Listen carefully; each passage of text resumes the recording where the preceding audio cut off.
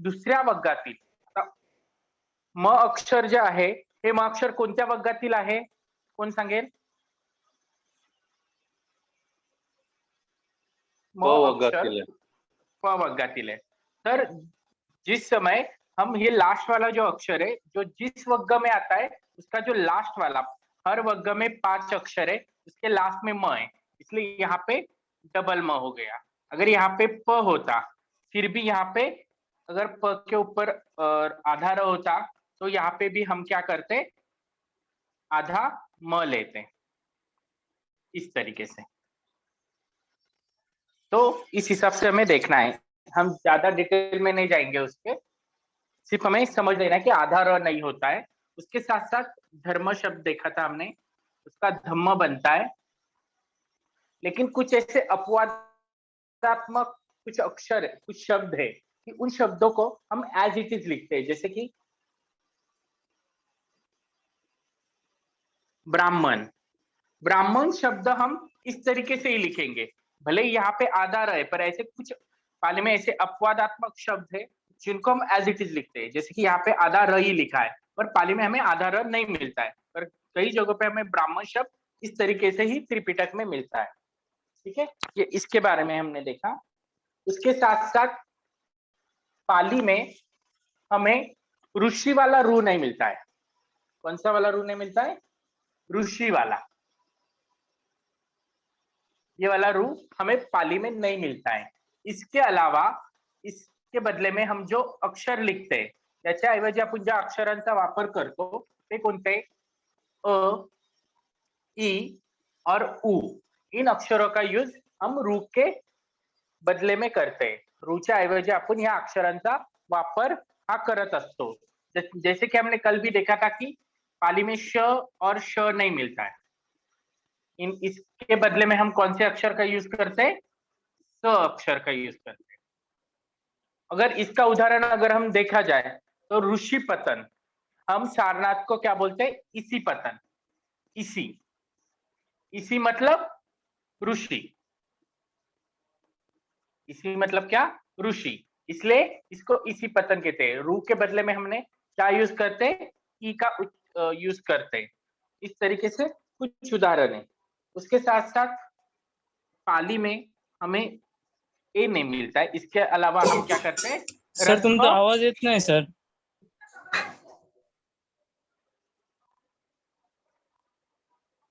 येतोय आवाज, आवाज येतोय।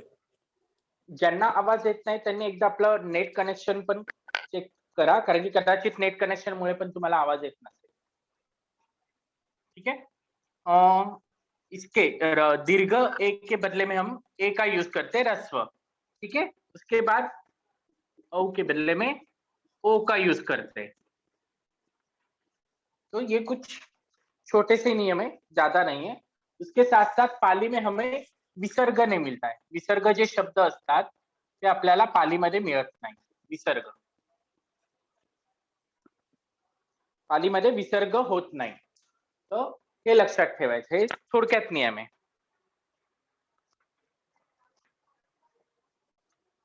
ठीक है, ये पार्ट हो गया।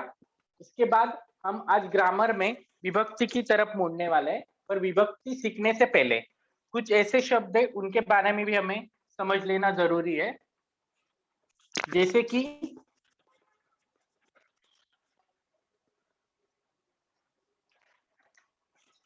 हर ग्रामर में है, पहले नाम होता है, नाम, सर्वनाम, क्रियापद, प्रत्यय के बारे में हमने कल ही देखा था। ठीक है, जैसे कि हमने कल देखा था कि पाली में जो अलग अलग काल होते हैं, कितने काल है? टोटल 3 काल है, 3 काल होते हैं। उसके बाद वचन हमें पाली में 2 ही मिलते हैं, एक वचन और बहुवचन। बहुवचन को हम अनेक वचन भी कहते हैं। ठीक है, इस तरीके से 2 वचन मिलते हैं। और पाली में हमें विभक्ति जो मिलती है उसके बारे में भी हम बात करेंगे। आपको बता सकते हैं नाम मतलब क्या? नाम की व्याख्या क्या है?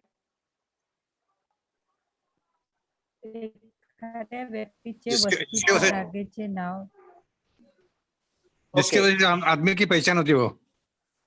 ओके अगर किसी ने एक ने आंसर दिया ना तो थोड़ी देर रुक जाइए, उसके बाद आंसर दीजिए. ठीक आहे. नाम म्हणजे काय, तर एखाद्या विशिष्ट वस्तूला, व्यक्तीला दिलेलं एक विशिष्ट काय की ती ओळख आहे, ती एक प्रकारचं काल्पनिक नाव आहे. नाम म्हणजे नाव. आणि सर्वनाम म्हणजे सर्वनाम मतलब नामाऐवजी वापरल्या जाणाऱ्या शब्दाला सर्वनाम असे म्हणतात. बरोबर, नामाऐवजी वापरल्या जाणाऱ्या शब्दाला आपण सर्वनाम म्हणतो. ठीक है. जैसे कि नाम, कोई भी नाम हो तो नाम, सर्वनाम हम किसे बोलते हैं, जैसे कि तो, ती, हे काय झाले, सर्वनाम झाला. मी, हे सर्वनाम झाले. आणि क्रियापद बोलून झाल्यानंतर ऑडिओ ऑफ करा. क्रियापद किसे कहते हैं? वाक्याचा अर्थ पूर्ण करणाऱ्या शब्दाला क्रियापद असे म्हणतात. ओके, और कोई बता सकता है? ज्याच्यातून कार्य दिसतं. बरोबर, ऍक्शन. त्याच्यातून क्रिया घडते त्याला आपण काय म्हणतो, क्रियापद म्हणतो. आता आपण नाम आणि क्रियापदातला फरक समजायचा आहे, कारण की यातला जो फरक है, इसमें जो डिफरेंस है वो समझ लेना जरूरी है. नाम मतलब क्या और क्रियापद मतलब क्या, अगर ये पता नहीं चला तो आगे जाके हम जब विभक्ति और काल के बारे में सीखेंगे तो हमें कंफ्यूजन हो सकता है. ज्यादा करके कंफ्यूजन कब होता है, विभक्ति के प्रत्यय लगाने में और काल के प्रत्यय लगाने में. इसलिए नाम और क्रियापद, इसके बारे में डिफरेंस को समझना जरूरी है. ठीक है. अभी हम विभक्ति की तरफ मुड़ने वाले हैं. उससे पहले हम देखेंगे कि विभक्ति, जो विभक्तीचे जे प्रत्यय असतात, विभक्तीचे प्रत्यय आपण कोणाला देतो, नामाला लावतो. नामाला विभक्तीचे प्रत्यय लागतात. जो नाम होते उसको ही जो प्रत्यय लगते वो कौन से प्रत्यय लगते, विभक्ति वाले प्रत्यय लगते. और जो काल होते, काल के प्रत्यय जो होते, काळाचे जे प्रत्यय आहे, काळाचे जे प्रत्यय आहे ते कशाला लागतात, क्रियापदांना. ये डिफरेंस समझना है. विभक्ति के जो प्रत्यय वो किसको लगते हैं, नाम को, और काल के प्रत्यय क्रियापद को. तर हा फरक कळायला पाहिजे. विभक्तीचे प्रत्यय आपण नेहमी नामाला लावतो. तर आता ह्या वेळेस आपण आता विभक्तीचे प्रत्यय लावत असताना नाम, आता आपल्याकडे जे स्वर आहे त्या स्वरांच्या आधारे आपण विभक्तीचे प्रत्यय लावणार आहोत. पाली भाषेमध्ये आपल्याला एकूण 8 विभक्ती मिळतात. किती विभक्ती मिळतात, 8 विभक्ती. या 8 विभक्तीमध्ये सर्वात प्रथम पहिला आहे पठमा. पठमा विभक्ती, विभक्ती किंवा विभक्ती. पठमा, उसके बाद आएगा द्वितीया, तृतीया. ये जो है हम पाली के बारे में लिख रहे हैं, पठमा, द्वितीया, तृतीया. उसके बाद चतुर्थी, पंचमी. जो यहाँ पे पंचमी, जो कल किसी ने क्वेश्चन पूछा था कि च वर्ग में जो लास्ट है वो त्र नहीं है, तो इसका उच्चारण हम नासिका की द्वारा ही करते क्योंकि वो अनुनासिक में आता है. ठीक है. पंचमी, पंचमी. इसके बाद छठी, सप्तमी, और लास्ट में आता है आलपन. इस तरीके से हमें टोटल कितनी विभक्तियां मिलती है पाली में, हमें 8 विभक्ति मिलती है. सर सप्तमी है क्या, सप्तमी? सप्तमी, सप्तमी. तल, हाँ तला त. तुम्ही सप्तमी पण लिहू शकता आणि सप्तमी पण. सप्तमी हा जो आला पाली वर्ड त्याला आपण सप्तमी पण म्हणतो. सर आणि पंचमी बोलायचं का पंचमी?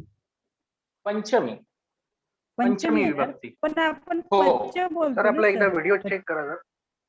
हाँ एक सेकंड. शेवटचं काय आहे?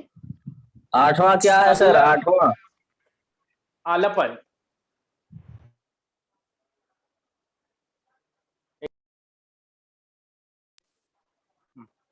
अभी दिख रहा है वीडियो?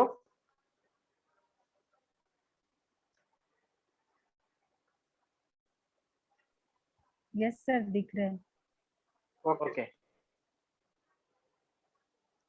पंचमी, जैसे कि मैंने पहले ही बताया, इसके पहले हमने एक उदाहरण लिया था, जैसे कि कम्म के बारे में मैंने बताया था। जब अनुनासिक आता है हम ज्यादा करके क्या करते हैं, पंच, बराबर। तो ये जो अनुनासिक आता है, ये अनुनासिक को जब हमें लिखना है, जैसे कि हम, किसी का ऑडियो ऑन है, प्लीज ऑडियो ऑफ कीजिए, ठीक है। पंचमी, जैसे कि कोई भी शब्द हो, हम मिलिन लिखते, या कोई अलग शब्द लेते, पंचमी के बारे में देखते। अभी इस पे जो अनुनासिक है उसके बाद में आने वाला जो अक्षर है वो कौन सा है, च अक्षर है। तो मैंने जो बताया कि हर वर्ग में 5 अक्षर होते, 1 2 3 4 और 5। च वर्ग का 5वां अक्षर कौन सा है, कौन बताएगा? च वर्ग का 5वां अक्षर, या या तो वो अनुनासिक के बदले में हमने जो यहाँ पे य लिखा है वो 5वां अक्षर आता है। कोई भी वर्ग हो, जहाँ पे आपको लिखना है वो तो इस तरीके से चेंजेस हो गए। तो ये हमें 8 विभक्ति के बारे में सीखना है, ठीक है। ये लिख के हो चुका होगा आपका। अभी ये जो विभक्ति हम सीखने वाले हैं, ये विभक्ति में हमें हर जगह 8 विभक्ति मिलेगी, लेकिन इन विभक्ति को सीखने के लिए हमें जो लिंग देखे थे, कितने पाली में कितने लिंग मिलते हैं हमें? 3 पाली में हमें कितने लिंग मिलते हैं? 3। उसमें से पहला है पुल्लिंग, दूसरा स्त्रीलिंग, नपुंसकलिंग,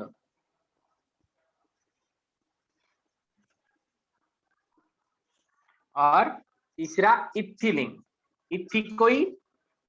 इत्थि ये पाली हो गया, उसको हम क्या कहते हैं, स्त्रीलिंग।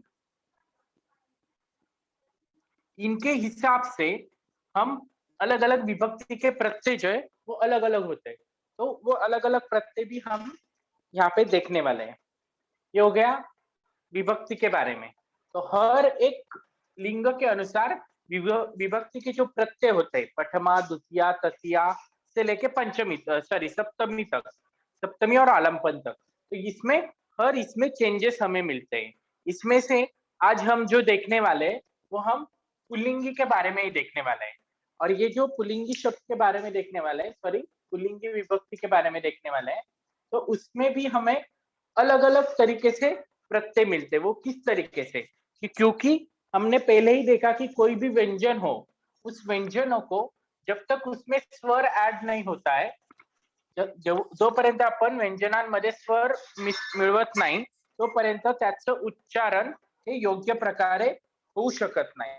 तो उच्चारण करण्यासाठी आपल्याला त्याचा स्वर मिळवणं महत्वाचं आहे। जसं की मैंने अगर मेरा नाम लिखा विकास, अभी मैंने विकास नाम लिखा, और विकास नाम की अगर हमने फोड की, त्याचं जर विभाजन केलं तो व प्लस ई प्लस आ प्लस अ, इस तरीके से हमने अगर देखा जाए तो इसका अंतिम वर्ण क्या हो गया, इसका अंतिम वर्ण क्या है, अ है। इसका जो अंत हुआ है, अंतिम वर्ण मतलब जो लास्ट वाला अक्षर होता है, तो लास्ट वाला अक्षर कौन सा आया, अ आया। तो इस तरीके से वो, और अ क्या है, स्वर है, अ क्या है, स्वर है। तो इस हिसाब से हमें विभक्ति के प्रत्यय लिखने हैं। तो विभक्ति के प्रत्यय लिखते वक्त हम देखेंगे कि हर एक नाम, कोई भी नाम हो या क्रियापद हो, उनका अंत एक अलग अलग स्वर से होता है। जैसे कि हमारे कितने स्वर है टोटल, 8 स्वर है। उन 8 स्वरों में 8 स्वर, उसमें देखा जाए अ, आ, ई, उ, उ, ए और ओ। अभी अ से अंत होने वाला कोई भी एक शब्द, जैसे कि अब मैंने एक शब्द दिया, बुद्ध शब्द लेता हूं, बुद्ध। अभी बुद्ध शब्द का अंत किससे हुआ है? अ से हुआ है। वो किस तरीके से? जैसे कि मैंने अब भी लिखा था, प्लस उ प्लस द प्लस ध, और नीचे लिखता हूं प्लस ध प्लस अ। अंत किससे हुआ बुद्ध शब्द का? अ से हुआ, अ स्वर से हुआ। उसी की तरह अलग अलग है, जैसे कि लता, लता, अंत किससे हुआ? आ से हुआ। इस तरीके से हमें अलग अलग शब्द देखने हैं, उस हिसाब से हमें विभक्ति को सीखना है। अभी हम विभक्ति सीखने के लिए विभक्ति सीखने के लिए शुरुआत करते हैं। जब भी हम विभक्ति लिखते हैं, उसमें अगर उसका जो टाइटल होता है वो क्या होता है? अकारांत, अकारांत पुल्लिंगी, अकारांत पुल्लिंगी। अकारांत इस शब्द का अर्थ क्या होता है? जिसका अंत अ से होता है। जिन शब्दों का अर्थ अ से होता है उनको हम क्या कहेंगे? अकारांत। अ की जगह आ भी आएगा, ई भी आएगा, तो इस तरीके से विभक्ति के प्रत्यय अलग होंगे। अभी हम सिर्फ कौन से प्रत्यय विभक्ति के बारे में देखने वाले? अकारांत पुल्लिंगी। आज आपण जे बघणार आहे ते फक्त कशाविषयी? अकारांत पुल्लिंगी शब्दांविषयी बघणार आहोत। तर आता अकारांत पुल्लिंगी शब्दाचे प्रत्यय लिहिण्यासाठी आपल्याला एक चार्ट बनवायला लागेल। हा जो आपण चार्ट बनवणार आहे, तो चार्ट सगळ्यांनी शक्यतो पाठ करायचा आहे। तो पाठ करण्याचं कारण हे की तुम्हाला भाषांतर करण्यासाठी ते सोपं जाणार आहे, सोपं जाण्यासाठी। नाहीतर आपल्याला दरवेळेस वही ओपन करून बघावं लागेल। हम पहले लिखेंगे अकारांत पुल्लिंगी ऊपर, अकारांत पुल्लिंगी। अभी अकारांत पुल्लिंगी शब्द के जो प्रत्यय वो लिखेंगे हम।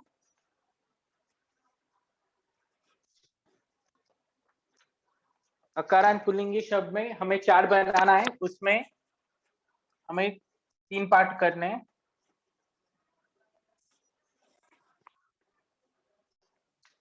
तीन पार्ट में हम देखेंगे कि सबसे पहले आएगा यहाँ पे विभक्ति। विभक्ति कौन सी विभक्ति है उसके बारे में। फिर आएगा एक वचन,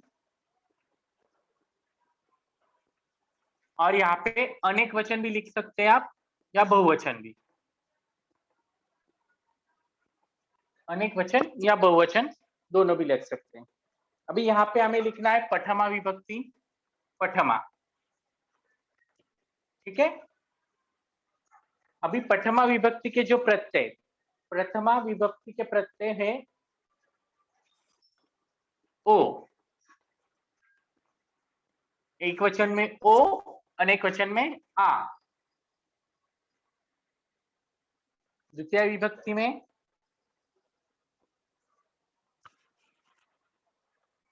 विभक्ति में जो प्रत्यय है वो है अंग, और उसके बाद है ए, अंग और ए। तृतीय विभक्ति, तृतीय विभक्ति में ए न, उसके बाद ए ही, ए भी।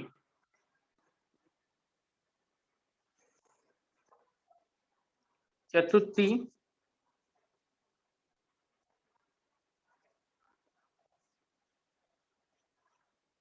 चतुर्थी में आय, अस,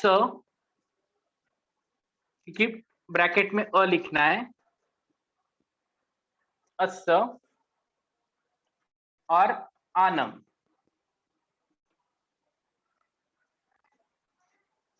उसके बाद पंचमी विभक्ति, हम अलग अलग तरीके से एक एक विभक्ति लेके हम आगे बढ़ने वाले हैं। पहले ये सिर्फ हम चार्ट लिख लेंगे, फिर एक एक विभक्ति के बारे में समझ लेंगे। वो उस विभक्ति का यूज हमें जो हम सेंटेन्स बनाने वाले हैं, जे वाक्य बनवणार आहे त्या वाक्यामध्ये आपण कसं करायचा ते आपण बघणार आहोत। पंचमी विभक्ति, पंचमी विभक्ति में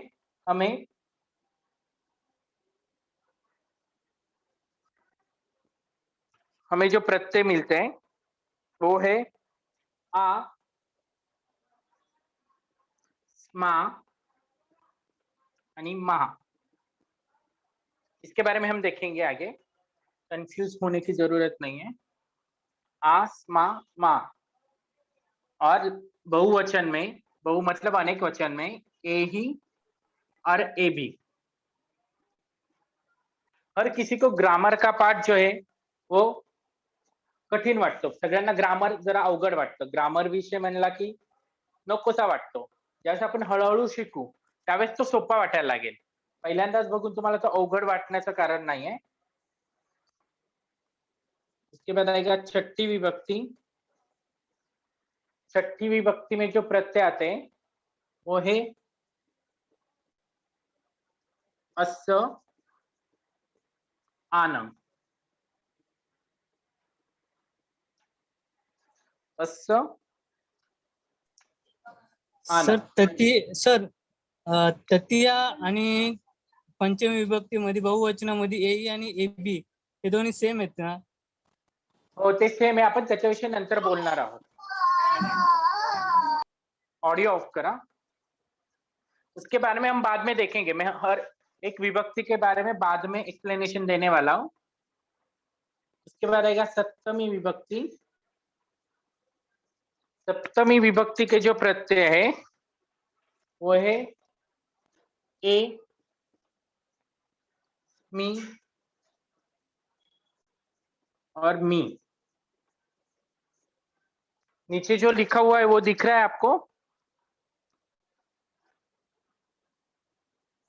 यस सर।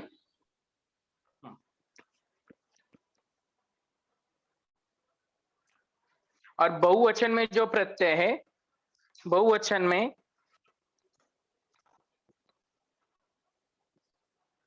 एसु, एसु।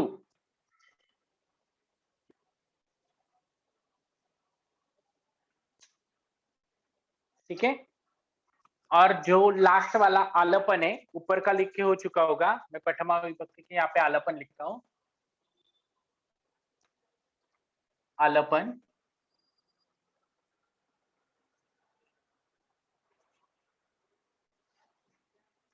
अ,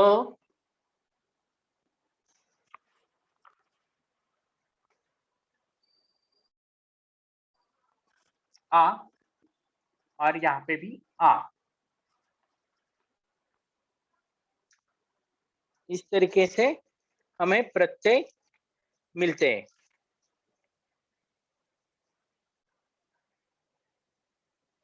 अभी इनको हम किस तरीके से याद रखेंगे, क्योंकि ये याद रखना थोड़ा मुश्किल हो जाएगा। जैसे की आपण आता जे प्रत्यय लिहिले यांना काय म्हणतो आपण, जे अ, एन, ए ही, ए भी जे लिहिलं ते प्रत्यय। जसं आपण मराठीमध्ये प्रत्यय वापरतो त्याच पद्धतीने आपण प्रत्ययाविषयी काल बघितलंय। प्रत्यय के बारे में हमने कल देखा था। ये लिख के हो चुका होगा सबका। अभी इनको हम किस तरीके से याद रखेंगे उसके बारे में देखेंगे। याद रखने के लिए हमें किसी शब्द का यूज करना होगा। अभी कुठला तरी एक शब्द घ्यावा लागेल की जो आपल्याला नियमित लक्षात राहील। त्यासाठी आपण अकारांत पुल्लिंगी शब्द जो आहे तो त्यातला पुल्लिंगी शब्द कोणता घेऊया आपण? अकारांत पुल्लिंगी शब्द बुद्ध घेऊया। कुठला शब्द घ्यायचा आपल्याला? बुद्ध। चार्ट झाला। आता पुन्हा एक खाली एक नवीन चार्ट बनवा। सेम चार्ट बनवा। त्याच्यामध्ये पुन्हा विभक्ती, एकवचन, अनेक वचन हे लक्षात ठेवायचं। अकारांत पुल्लिंगी शब्द आणि पुढे कोणता शब्द घेतला आपण? बुद्ध शब्द घेतला है, उसमें हमने जो शब्द लिया है अकारांत पुल्लिंगी वाला, वो कौन सा लिया है? बुद्ध शब्द लिया है। अभी बुद्ध शब्द कौन सा है? अकारांत पुल्लिंगी। और बुद्ध कैसे लिखना है इसके बारे में भी हमने लास्ट लेक्चर में देखा था, तो वो याद रखना है किस तरीके से लिखना है कि हम बार बार बुद्ध शब्द का यूज करने वाले हैं, तो वो लिखते वक्त गलतियां नहीं होनी चाहिए।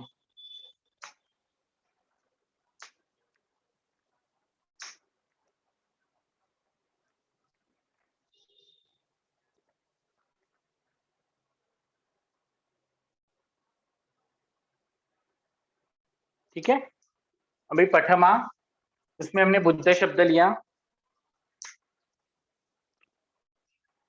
अभी बुद्ध को हमने विभक्ति लगानी है। पहले हमने बुद्ध लिख लिया। अकार पठमा विभक्ति के प्रत्यय क्या है?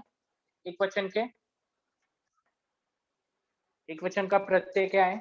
ओ ओ। तभी हमें यहाँ पे ओ लिखना है। ओ कैसे हुआ? पहले बुद्ध प्लस ओ मिलके बुद्धो बना, क्योंकि हमें ओ का ऐड किया, पर ये कौन सा अक्षर है? अकारांत पुल्लिंगी, इसलिए हमने ओ लिखा। इसी की तरह से हमें अलग सभी प्रत्यय लगाने। तो कैसे होगा प्रथमा विभक्ति? बुद्धो, बुद्धा। ऑडियो ऑफ कीजिए। बुद्धं, बुद्धं, बुद्धे।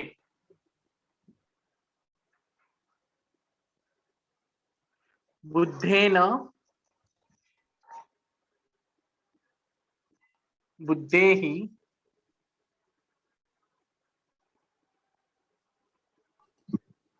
बुद्धेभि। ऑडियो किसी का ऑन है? चतुर्थी में आएगा आपल्या ऑडिओवरती लक्ष ठेवा, आपल्या ऑडिओवर लक्ष ठेवा. बुद्धाय, बुद्धस्स। और चतुर्थी में आएगा बुद्धाय बुद्धस्स बुद्धानं। पंचमी बुद्धा,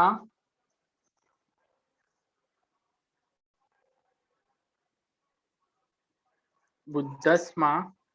सर थोडासा मोठा अक्षर काढा ना, आम्हाला दिसत नाही. ओके,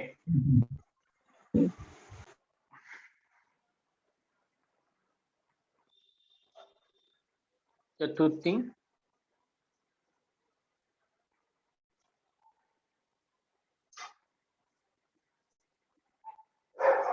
बुद्धाय बुद्धस्स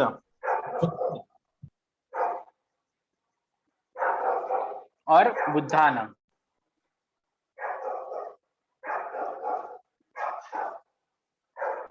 उसके बाद आएगा पंचमी।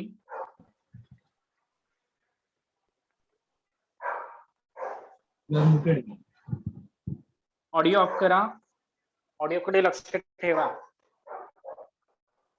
एकदा ऑडिओ ऑफ केल्यानंतर ऑडिओचं बटन दाबायची गरज नाही. पंचमी बुद्धा,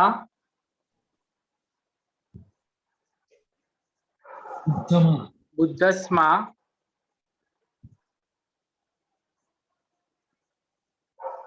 आणि बुद्धम्मा.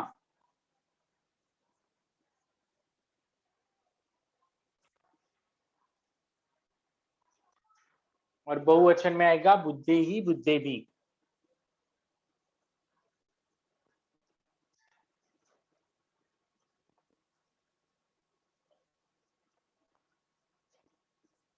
बुद्धे ही बुद्धे भी.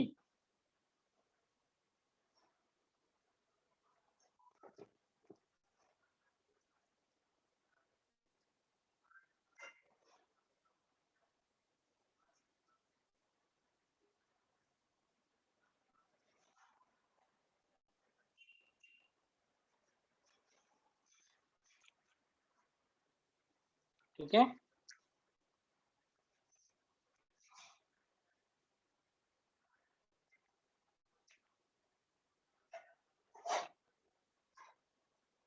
ये हो गया पंचमी तक।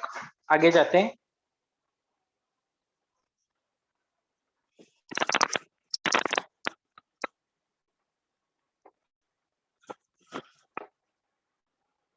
पंचमी के बाद आएगा छठी। छठी में एक वचन में बुद्धस्थ और बहुवचन में आएगा बुद्धानम।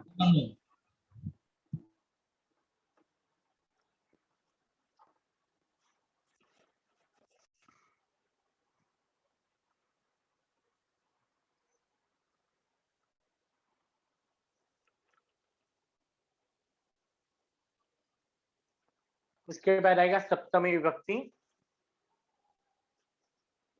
सप्तमी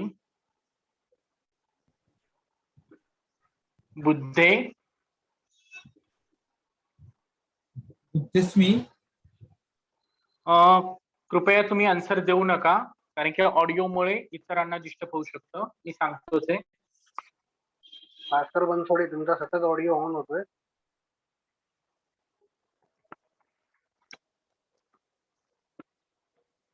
ठीक आहे. त्यानंतर खूप डिस्टर्ब बुद्धस्मी होतो सर, बाकीच्यांना जरा तर ताकीद द्या ना, खूप डिस्टर्ब होते.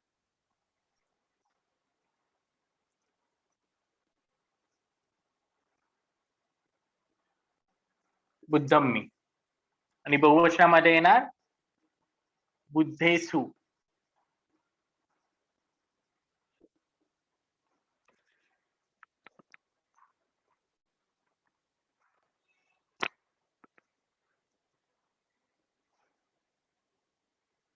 त्यानंतर आलपन. आलपन मध्ये बुद्ध बुद्धा और बहुवचन में भी हमें बुद्धा ही मिलेगा, क्योंकि आ प्रत्यय हम यूज करते हैं.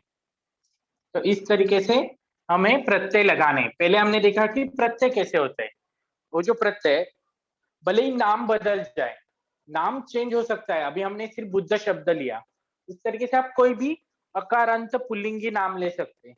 उस अकारांत पुल्लिंगी नाम के हिसाब से अलग अलग इसमें चेंजेस होंगे, पर प्रत्यय हर किसी में हमें सेम मिलेंगे.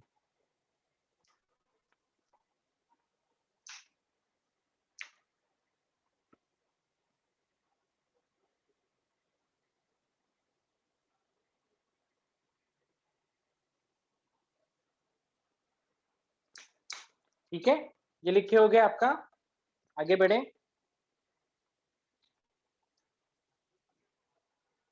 आगे बढ़ते हैं. इसमें कोई कंफ्यूजन? प्रत्यय क्या है, विभक्ति क्या है, किस तरीके से प्रत्यय लगाने, इसके बारे में समझ में आया? Sir hello. हो हाँ सर, हो बोलिए. सर. पठमा मध्ये बहुवचन बुद्धा आणि पंचमी मध्ये एक वचन बुद्धा. थोडस काही उदाहरण उसके बारे में हम जब उस विभक्ति के बारे में सीखेंगे, हम एक एक विभक्ति के बारे में सीखने वाले हैं. तुमचं बोलून झाल्यावर ऑडिओ ऑफ करा. एक एक विभक्ति के बारे में हम सीखने वाले हैं, तब हम उसके बारे में देखेंगे, तब आपको वो डिफरेंस समझ में आएगा. अगर मैंने अभी आपको बताया डिफरेंस दोनों के बारे में, तो वो बाद में कंफ्यूज कर सकता है. इसलिए हमें एक एक विभक्ति के बारे में देखना है. अभी हम सिर्फ प्रथमा विभक्ति देखेंगे.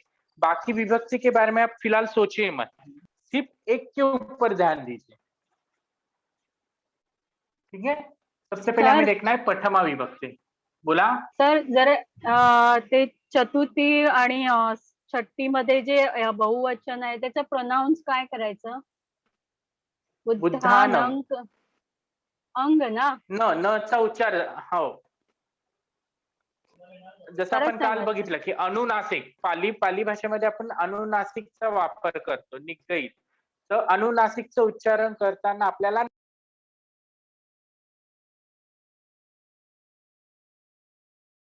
बुद्धानम उच्चार हा न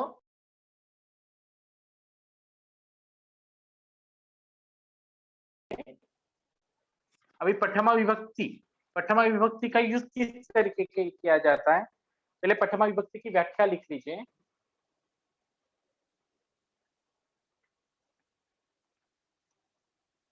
नामाच्या शेवटी, मराठी में पहले बताता हूं, नामाच्या शेवटी ओ प्रत्यय लावून, नामाच्या शेवटी ओ प्रत्यय लावून, ओ हे काय प्रत्यय, ओ प्रत्यय लावून नामाची प्रथमा विभक्ती एक वचन होते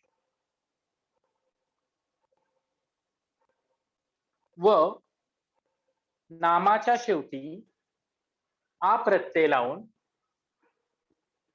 नामाच्या शेवटी आ प्रत्यय लावून नामाची प्रथमा विभक्ती बहुवचन होते।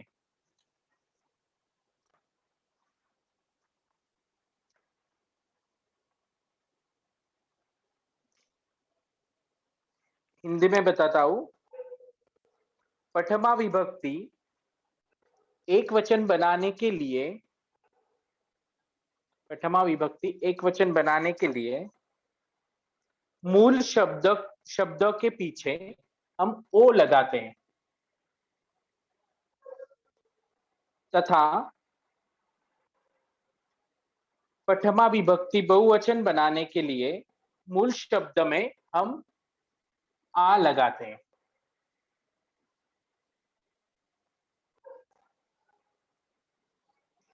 ठीक है, अब हम आगे जाके एक एक विभक्ति के उदाहरण भी देखेंगे। अभी प्रथमा विभक्ती, प्रथमा विभक्ती नामाच्या शेवटी ओ प्रत्यय लावून नामाची प्रथमा विभक्ती एक वचन होतं आणि नामाच्या शेवटी आ प्रत्यय लावून बहुवचन होतं।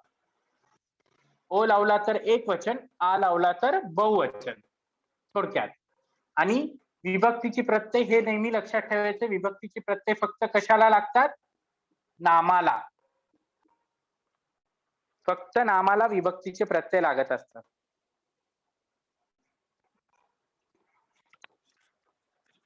आता कुठलंही वाक्य जर बनवायचं झालं तर त्या वाक्यामध्ये काय असतं? सगळ्यात पहिले कर्ता प्लस कर्म प्लस क्रियापद, बराबर है?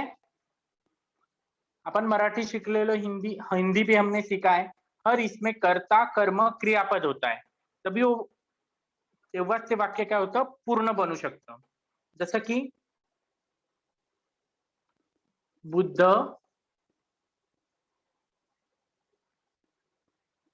विहारात जातात, बुद्ध विहारात जातात।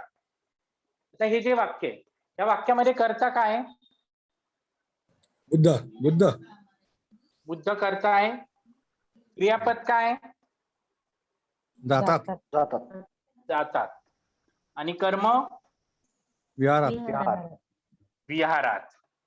कळलं? तर कुठलंही वाक्य बनवायचं असेल तर बुद्ध विहारात जातात, कर्ता कर्म क्रियापद असायला हवं। पण कधी कधी कर्म नसेल, फक्त कर्ता आणि क्रियापद असू शकतं। बुद्ध जातात, कुठे जातात हे नाही उल्लेख, पण बुद्ध जातात म्हणजे इथे कर्ता आणि क्रियापद आलं। तर नेहमी लक्षात ठेवायचंय, वाक्यामध्ये कर्ता आणि क्रियापद हे दोन्ही असायला हवे।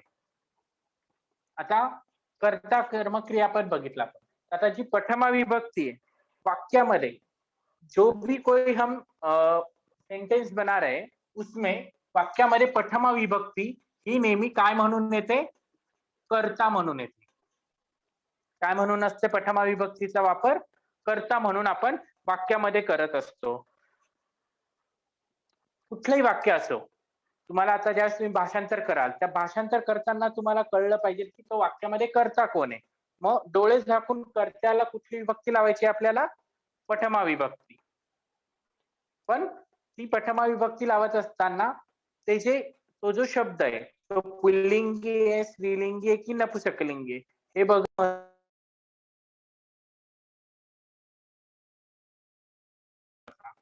बुद्ध करताय. तर बुद्धाला आपण जर प्रथमा विभक्ती लावणार तर प्रथमा विभक्ती बुद्ध काय आहे? एक की अनेक इथे? एक आहे. मग एक वचन. मग इथे बुद्धाला विभक्ती लावताना प्रथमा विभक्ती कोणती लावणार आपण? एक वचनाची लावणार. ओ प्रत्यय लावणार. म्हणून काय झालं? बुद्धो. बुद्धो. बरोबर? बुद्धो. इथे एक वचन लागलं. जर अनेक बुद्ध असते तर काय येणार? अनेक बुद्ध असतील तर बुद्धा. बुद्धा. अनेक म्हणण्यापेक्षा एक किंवा एकापेक्षा अधिक किंवा अनेक असतील तर एकापेक्षा ज्यावेळेस अधिक असतात त्यावेळेस आपण आ प्रत्यय लावतो. हा झाला प्रथमा विभक्तीचा वापर. तर आता आपण काही उदाहरणं घेऊया. हम कुछ उदाहरण लेंगे, उससे हम समझ लेंगे कि उसका यूज किस तरीके से करना है. जैसे कि सबको कुछ गाथाएं बताएं, उसमें से हम जहाँ पे प्रथमा विभक्ति का यूज किया गया है वो गाथा हम हमेशा पढ़ते हैं, हमेशा बोलते हैं. ठीक है. सबको बुद्ध वंदना बताएं. इतिपिसो भगवा अरहं सम्मा संबुद्धो. अगर हम इसमें देखेंगे, इस गाथा में अगर हम देख रहे हैं, हम उदाहरण देख रहे हैं उसका, इस गाथा में सम्मा संबुद्धो, सम्मा संबुद्धो, यहाँ पे ओ प्रत्यय लगा है, दिख रहा है. तो ये कौन सी विभक्ति हो गई? ओ प्रत्यय लगा है तो प्रथमा विभक्ति. अभी जब आपने बताया प्रथमा विभक्ति, आगे जाके आपको जब आंसर देना है, आंसर देते हो कि ये भी याद रखना है. अगर कोई आंसर पूछा जाए तो ये क्या है? ओ प्रत्यय लगा है. तो प्रथमा विभक्ति एक वचन है. कौन सा है? प्रथमा विभक्ति एक वचन. एक वचन, अनेक नहीं है. ठीक है. ओ प्रत्यय लगा. उसके साथ साथ हम देखते हैं और एक उदाहरण. इतिपिसो भगवा अरहं सम्मा संबुद्धो. उसके बाद विद्या चरण संपन्नो.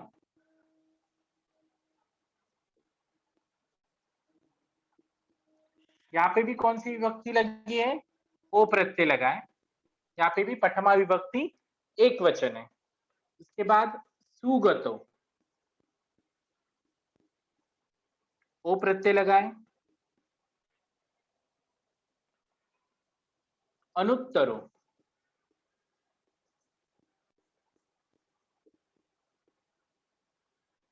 तो ये हमें सब किसमें दिखते? प्रथमा विभक्ति में दिखते हैं. और बुद्धो भगवा इति, बुद्धो के बारे में हमने देखा है. बुद्धो ये भी प्रथमा विभक्ति के उदाहरण है जो हमें गाथा में मिलते हैं. तो इस तरीके से हम बीच बीच में गाथा के भी कुछ पाठ देखेंगे. गाथेमधील आपण काही उदाहरणं बघणार आहोत तिथे प्रथमा विभक्तीचा वापर केला गेलाय, वेगवेगळ्या विभक्तीचा. ज्यावेळेस आपण कर्ता कर्म क्रियापद सर्व शिकू त्यावेळेस तुम्हाला भाषांतर करणं सोपं जाईल. आता आपण फक्त थोडक्यामध्ये त्याचा वापर कशा पद्धतीने केला गेलाय. आतापर्यंत आपण या गाथा बोलतो पण तो काय आहे? प्रथमा विभक्ती एक वचन आहे, एका बुद्धांविषयी बोलला गेलाय. ठीक आहे. हे झालं प्रथमा विभक्ती.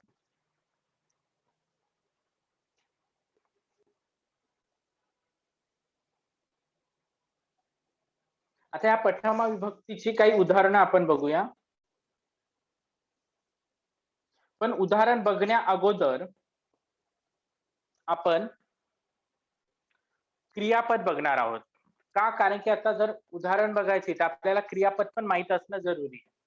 तर क्रियापद पहिले बघूया आणि मग उदाहरण बघूया. हे उदाहरण आपण बघितले प्रथमा विभक्तीचे. त्याच्या आधी आपण क्रियापदाकडे वळू. कारण की कमीत कमी कर्ता आणि क्रियापद असायला हवं म्हणून आपण क्रियापद पण बघून घेणार आहे. क्रियापद याच्यामध्ये आता क्रियापद बघत असताना चला आपण काय लावतो? क्रियापदाला कोणती प्रत्यय लागतात? कोण सांगेल? सर्वनामाचे प्रत्यय लागतात. काळाची प्रत्यय लागतात. सर्व म्हणजे काय? सर्वनाम म्हणजे काय, तर नामाऐवजी वापरल्या जाणाऱ्या शब्दांना आपण काय म्हणतो, सर्वनाम म्हणतो. आणि क्रियापदांना कोणती प्रत्यय लागतात, तर काळाची. आपण मगाशीच बघितलं विभक्तीची प्रत्यय कोणाला लागतात, विभक्तीची प्रत्यय ही नामाला लागत असतात आणि काळाची प्रत्यय जी असतात ती नेहमी क्रियापदांना लागतात. म्हणून मगाशी सांगितलं की हा फरक कळायला पाहिजे. हा दोन फरक कळून घ्या. आपण त्यातला फक्त आपण आज वर्तमान काळ बघूया. वर्तमान काळालाच आपण काय म्हणतो, पचुपन्न असे म्हणत असतो. वर्तमानालाच आपण काय म्हणतो, पचुपन्न. पचुपन्नाचे ये बुद्धा. वर्तमान काळालाच आपण पचुपन्न म्हणतो. आता वर्तमान काळाची प्रत्यय पहिले बघूया.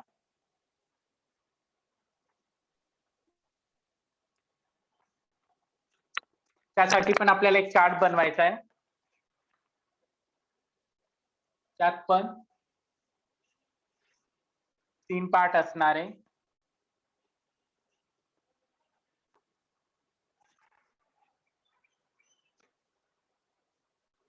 या 3 पार्ट मध्ये सगळ्यात पहिले एकवचन आणि बहुवचन किंवा अनेक वचन हे नेहमी लक्षात ठेवायचं आहे. एकवचन आणि अनेक वचन दोनच भाग असतात. जसं आपण बघितलं की याच्यामध्ये कशामध्ये, विभक्तीमध्ये प्रथमा, द्वितीया, तृतीया, पंचमी, सप्तमी, आलपन विभक्तीचे प्रत्यय बघितले. तसं आपल्याला काळामध्ये, आपण काळाविषयी बोलतोय, काल के बारे में हम देख रहे हैं, तो उसमें एक वचन बहुवचन तो होता ही है, उसमें पुरुष आता है. क्या आता है, पुरुष. उसमें उत्तम पुरुष, उसके बाद मध्यम पुरुष और तीसरा है प्रथम पुरुष.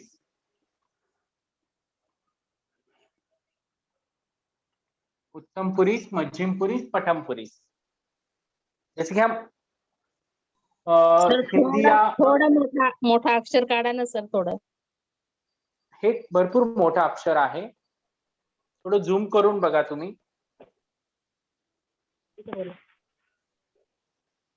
ऑडिओ प्रथम पुरुष, मध्यम पुरुष और उत्तम पुरुष. कई कई बुक्स में हमें दिखता है कि अगर हम ग्रामर के कुछ बुक्स देखेंगे तो उसमें कई जगहों पे हमें प्रथम पुरुष सबसे पहले लिया हुआ दिखता है, उसके बाद मध्यम और बाद में लास्ट में हमें उत्तम पुरुष मिलता है. पर जो हम ग्रामर सीख रहे हैं उसमें अगर हर जगह पे हमने देखा जाए तो उसमें हमें सबसे पहले उत्तम पुरुष सबसे पहले लेना है, उसके बाद मध्यम पुरुष लेना है और उसके बाद प्रथम पुरुष लेना है. अभी मध्यम पुरुष का यूज जब हम करते, एक 2 मिनटं.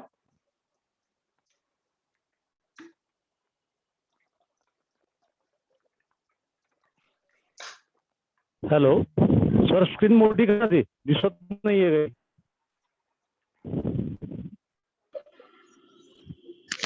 मोबाईल आडवा धरला तर होऊन जाईल मोठी स्क्रीन. एक सेकंड. मोबाईल आडवाच आहे, तो स्टँडला आहे. बोर्ड त्यांच्या तुम्ही तुमचा मोबाईल आडवा धरा. लॅपटॉपवर आहे सर, ते स्क्रीन दिसतच नाहीये तुमची. खूप छोटी स्क्रीन दिसते. काल चांगली दिसत होती. काल सारखी स्क्रीन आहे, आपण कुठलेही चेंजेस केलेले नाहीये. नाही पण काल मोठी दिसत होती, आज छोटी दिसते. तुमच्या मोबाईलच्या अक्षर सेटिंग दिसत मध्ये नाहीये बघायला तुमचे. लागणार. सर दिसतं काल बरोबर. सारखी सर बरोबर दिसतं काही नाहीये. बरोबर दिसतंय सर. ओके, ऑडिओ ऑफ करा.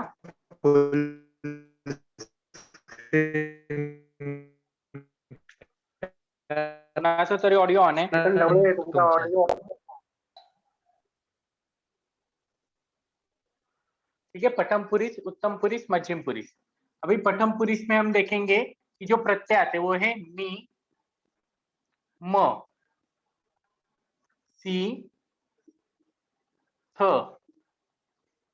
ती, अंति। इसके बारे में हम बाद में देखने वाले एक एक करके। अभी हम सिर्फ प्रथम पुरुष के बारे में देखेंगे। जब उत्तम पुरुष का हमें यूज करना है तो उत्तम पुरुष का यूज करते वक्त उत्तम पुरुष का यूज हम कब करते हैं, केव्हा करतो आपण उत्तम पुरुषचा वापर? ज्यावेळेस आपण त्याच्यामध्ये स्वतः इन्व्हॉल्व असतो, स्वतःविषयी बोलत असतो, त्यावेळेस आपण उत्तम पुरुषचा वापर करतो. ज्यावेळेस आपण समोरच्या व्यक्तीविषयी बोलत असतो, दोन व्यक्तींमधलं संभाषण चालू आहे, तर समोरच्या व्यक्तीला बोलताना आपण मध्यम पुरुषचा वापर करतो. आणि तिसऱ्या व्यक्तीविषयी, दोन व्यक्ती तिसऱ्या व्यक्तीविषयी ज्यावेळेस बोलतात त्यावेळेस आपण प्रथम पुरुषचा वापर हा वाक्यात करत असतो. तो कसा? तर ते आपण ज्यावेळेस उदाहरणं घेऊ, एक एक उदाहरण, त्यावेळेस तुम्हाला समजेल. आता समजायला गेलं तर ते समजणार नाही लवकर, तर एक एक उदाहरण घेताना ते तुम्हाला कळेल. आता आपण प्रथम पुरुषचा वापर जो आहे तो वाक्यामध्ये सगळ्यात जास्त करणार आहे. उदाहरणार्थ जर काळामध्ये आपण गच्छ शब्द घेतला. सर एक मिनिट, मध्यम पुरुष मध्ये अनेक वचन मध्ये या लिहिलेलं आहे का ते? अनेक वचन मध्ये, अनेक वचन मध्ये थ आहे. Thank you sir. मी, म, सी, थ, ती, अंती. मी, म, सी, थ, ती, अंती.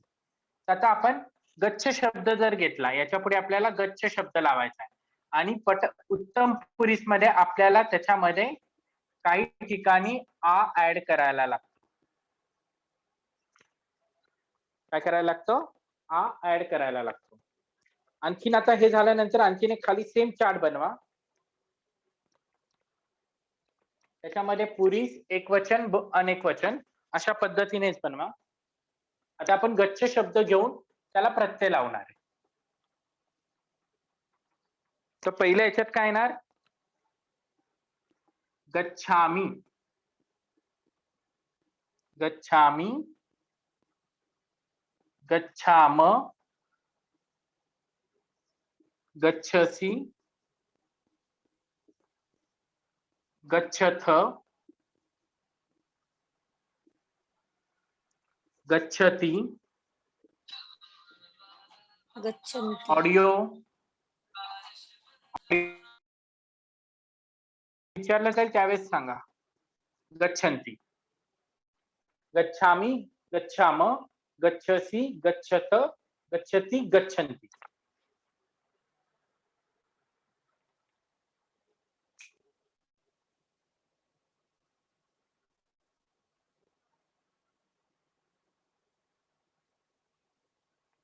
ठीक आहे. आता जे आपण बघितला चार्ट तो कसला आहे? तो चार्ट आहे वर्तमान काळाचा. वर्तमान काळ, वर्तमान म्हणजेच पचपन्न.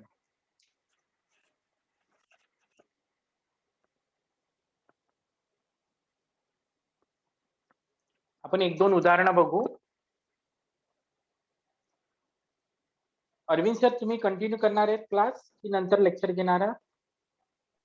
हो सर, कंटिन्यू करणार आहे. ओके, तर आपण एक दोन उदाहरण घेऊया, त्यानंतर अरविंद सर कंटिन्यू करते.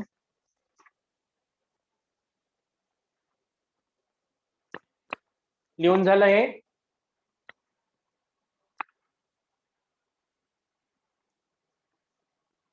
आता एक गोष्ट लक्षात ठेवायची, जसं आपण पहिल्यांदा बघितलं की कुठलंही वाक्य तयार करत असताना त्याच्यामध्ये कर्ता, कर्म, क्रियापद येतं, बरोबर? जसं की उदाहरणार्थ आपण बुद्ध जातो, बुद्ध जातो, हा जर अर्थी आपण जातात करतो. ठीक आहे, आपण इथे बुद्ध जातो घेऊया. इथे हा कर्ता आहे आणि हे क्रियापद आहे, बरोबर? कर्ता प्लस क्रियापद. आता एक नेहमी लक्षात ठेवायचंय, ज्या वेळेस जिस समय आप कर्ता क्रियापद के जो प्रत्यय लगाने वाले, त्यावेळेस तुम्ही काय करायचंय की कर्ता ज्या वचनामध्ये असेल क्रियापद पण काय असणार आहे त्याच वचनामध्ये असणार आहे. वचन आपल्याकडे किती आहे? फक्त दोन आहे. एक वचन आणि अनेक वचन. जर कर्ता एक वचनात असेल तर क्रियापद पण काय असणार आहे? एक वचन.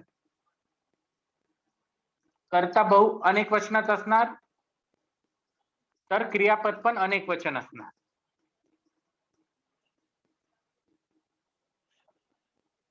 हा फरक लक्षात ठेवायचा आहे. कधीही कर्ता एक वचनात आहे आणि क्रियापद अनेक वचनात आहे असं होत नाही. हे चुकीचं ठरेल. हे काय? हे चुकीचं ठरणार. असं कधी होत नाही. त्यामुळे लक्षात ठेवायचं आहे. कर्ता पहिले कोणत्या वचनात आहे ते बघायचं. त्याच्या अनुसारच क्रियापद पण त्याच वचनात असायला हवं. जसं आपण बुद्ध शब्द बघितला आणि गच्छामी शब्द बघितलाय त्याच्याविषयी बघू आपण. तर काही वाक्य तयार करू.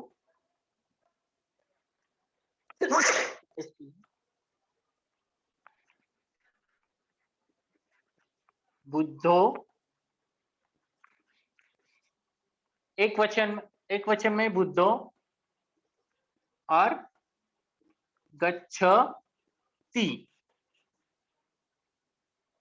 बुद्धो गच्छति. अभी यहाँ पे देखा जाए तो कर्ता एक वचन में और क्रियापद भी किसमें? एक वचन में. हमने ती का यूज क्यों किया? क्योंकि मैं और आप किसके बारे में बात कर रहे? बुद्ध के बारे में बात कर रहे. तो बुद्ध एक सत्य काय झालं की बुद्ध हा एका त्रयस्थ व्यक्तीबद्दल बोलतोय आपण. इथे वेगळा होऊ शकतो. इथे वेगळा शब्द पण येऊ शकतो. बुद्धाऐवजी एखाद्या व्यक्तीचं नाव असू शकतं. तो बुद्धो गच्छति. इसलिए हम पठम पुरुष का यूज यहाँ पे कर रहे हैं. बुद्धो गच्छति, बुद्धा गच्छन्ति. बुद्धो गच्छति, बुद्धा गच्छन्ति. इस तरीके से हमें ये करना है. यहाँ पे हम देख सकते हैं पहले वाक्य में जो पहला जो सेंटेन्स हमने लिखा, पहिलं वाक्य जे लिहिलं त्याच्यात कर्ता एक वचनात आहे आणि क्रियापद पण एक वचनात आहे. दुसऱ्या वाक्यामध्ये दूसरे वाले सेंटेंस में कर्ता बहुवचन में और क्रियापद भी बहुवचन में. तो इस तरीके से हमें याद रखना है. आपके लिए आज का जो होमवर्क रहने वाला है, आपको कोई भी दो शब्द क्या करने, जिनका अंत अ से होता है, अकारांत, जिनका अंत अ से होता है, ऐसे पुल्लिंगी शब्द को कोई भी ले लीजिए. कोई भी पुल्लिंगी शब्द को हमें दो शब्द लेके विभक्ति के प्रत्यय लिखने. जो हमने विभक्ति का चार्ट देखा था, विभक्ति का, वो विभक्ति का चार्ट से हमें बनाना है. जैसे कि हमने पहले वाला जो बनाया था वो बुद्ध था.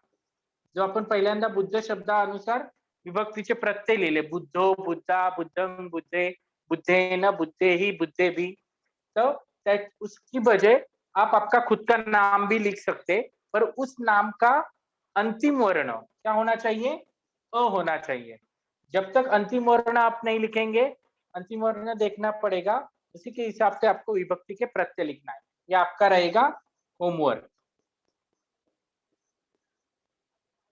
ठीक है,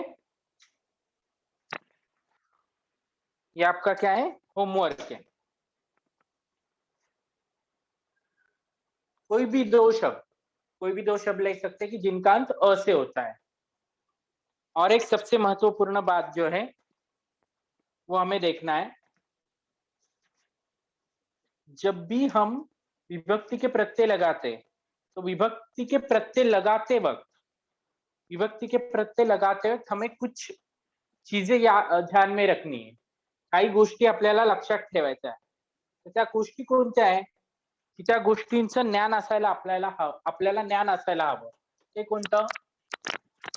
सबसे पहले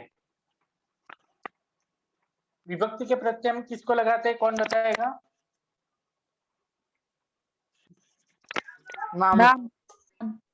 नामाला. ओके, तो ये चार चीजें हमें याद रखनी है. विभक्ति के प्रत्यय हम नाम को लगाते हैं, बराबर. तो सबसे पहले हमें देखना है कि अंतिम वर्ण क्या है. अंतिम वर्ण, जैसे कि हमने अभी देखा कि अंतिम वर्ण कोई भी स्वर हो सकता है. अ, आ, ई। फिलहाल तो हमने अ के बारे में देखा है, तो अंतिम वर्ण पहले देखना है। उसके बाद हमें लिंग देखना है, कौन सा है, पुल्लिंग, स्त्रीलिंगी और नपुंसकलिंगी, इसके बारे में देखना है। थर्ड चीज हमें जो देखनी है, वचन। हमारे पास वचन कितने हैं, 2 ही है, एक वचन और अनेक वचन। और चौथी चीज हमें देखनी है प्रत्यय। प्रत्यय, इन 4 चीजों को हमें याद रख के ही हम विभक्ति के प्रत्यय लगा सकते हैं, विभक्ति चला सकते हैं। कोई भी नाम को हम जब विभक्ति लगाते हैं तो ये 4 चीजें इंपॉर्टेंट है, इसके हिसाब से हम विभक्ति के प्रत्यय लगा सकते हैं। सबसे पहले अंतिम वर्ण, हमने बुद्ध शब्द देखा। बुद्ध शब्द में अंतिम वर्ण क्या है, बुद्ध शब्द में अंतिम वर्ण क्या है, ओ ओय, अ हो गया। लिंग, लिंग कौन सा है, पुलिंग। पुल्लिंग पुल्लिंग। अभी जब हम इसको प्रत्यय लगाएंगे, प्रत्यय मतलब क्या, प्रत्यय का मतलब है विभक्ति, कौन सी विभक्ति, ये हमें जानना है। अभी हमने तो बुद्ध शब्द को ओ और आ प्रत्यय लगाए थे, तो ये कौन सी विभक्ति हो गई। अगर बुद्धो लिखा, बुद्धो की विभक्ति कौन से वचन में, यहाँ पे हमें पता चला कि ये एक वचन, एक वचन, पठमा। और प्रत्यय कौन सा है, पठमा विभक्ति का प्रत्यय, पठमा विभक्ति का प्रत्यय। तो ये 4 चीजें हमें हमेशा याद रखनी जब हम विभक्ति के बारे में बात कर रहे हैं।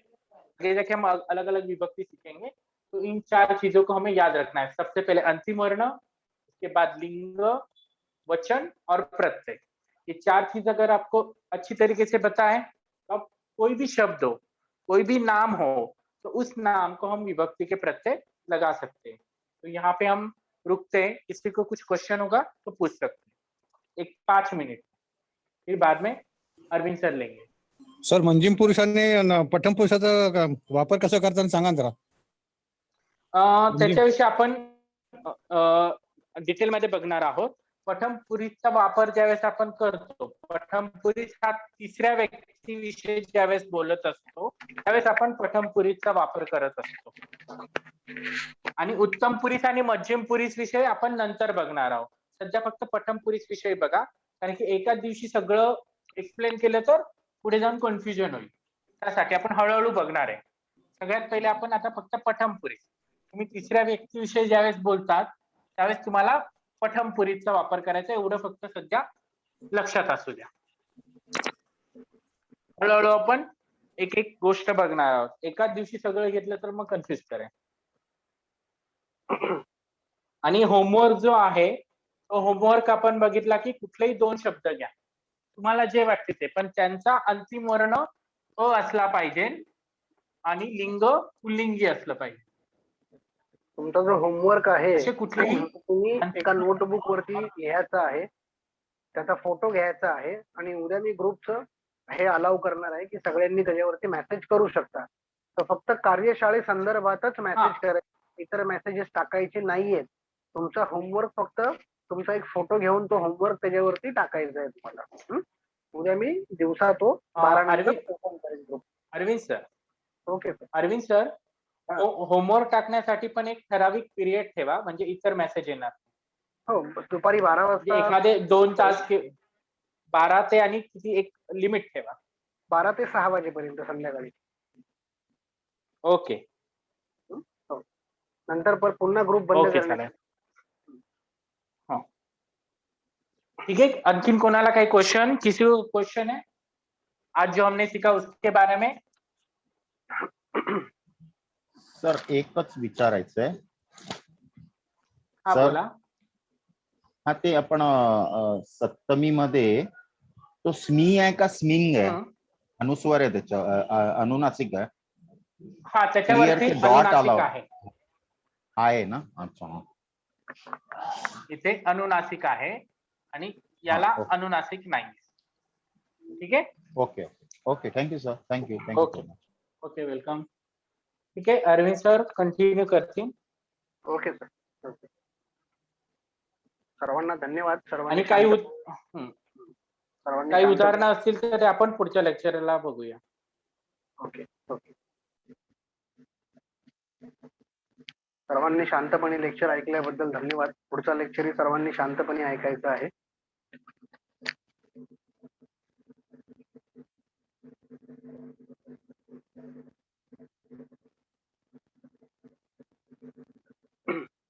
कालच्या लेक्चरला आपण पाहिलं, कालच्या लेक्चरमध्ये पाली भाषेचा उगम पाहिला. त्याच्यामध्ये आपण पाली भाषेसंदर्भातले पाली भाषेच्या उगमासंदर्भातले आपण 3 प्रवाह सुद्धा पाहिले त्याच्यामध्ये. त्यानंतर आपण पाली ही कोणत्या प्रदेशाची भाषा होती या संदर्भात आपण अनेक वेगवेगळ्या विद्वानांची मतं पाहिली. जे पालीचे पूर्वीचे स्कॉलर्स होते त्यांची आपण मतं सुद्धा पाहिली. आजच्या लेक्चरमध्ये आपण पाली भाषेचा विकास, त्यानंतर पाली भाषेचा विकास, बुद्ध वचनांची प्रामाणिकता आणि पाली भाषेच्या अध्ययनाचे महत्व हे विषय आपण आज पाहणार आहोत आजच्या लेक्चरमध्ये. पाली भाषेच्या विकासाच्या दृष्टीने विचार केल्यास हा विकास जो आहे पाली भाषेचा तो आपल्याला 4 टप्प्यांमध्ये झालेला आढळून येतो. आणि या टप्प्यांचे काळ सुद्धा वेगवेगळे आहेत. म्हणजे तुम्हाला बुद्धांपासून म्हणजे इसवी सन पूर्व 6व्या शतकापासून ते इसवी सन पूर्व 1ल्या शतकापर्यंतचा एक काळ दिसतो. तो आपण पुढे पाहणार आहोत. 1ल्या शतकापासून 5व्या शतकापर्यंतचा एक काळ आपल्याला भेटतो पालीचा. त्याच्यानंतर 5व्या शतकापासून जो 1ल्या शतकात 5व्या शतकापर्यंत एक काळ मिळतो आणि 5व्या शतकापासून 12व्या शतकापर्यंत एक काळ मिळतो आपल्याला. त्याला आपण बुद्धघोष काळ म्हणतो. आणि मग नंतर 12व्या शतकापासून इसवी सनाच्या ते आजपर्यंतचा एक काळ मिळतो. तसेच पाली भाषेच्या विकासाचे 4 टप्पे सुद्धा आहेत. त्याच्यामध्ये एक त्रिपिटक साहित्यात येणाऱ्या गाथांची भाषा ही आपल्याला थोडी वेगळी आहे. त्रिपिटकातील गद्य भाषा ही आपल्याला पाहायला मिळते. त्रिपिटकोत्तर पाली साहित्याची भाषा ही सुद्धा आपल्याला पाहायला मिळते. आणि शेवटी पाली काव्य साहित्याची भाषा.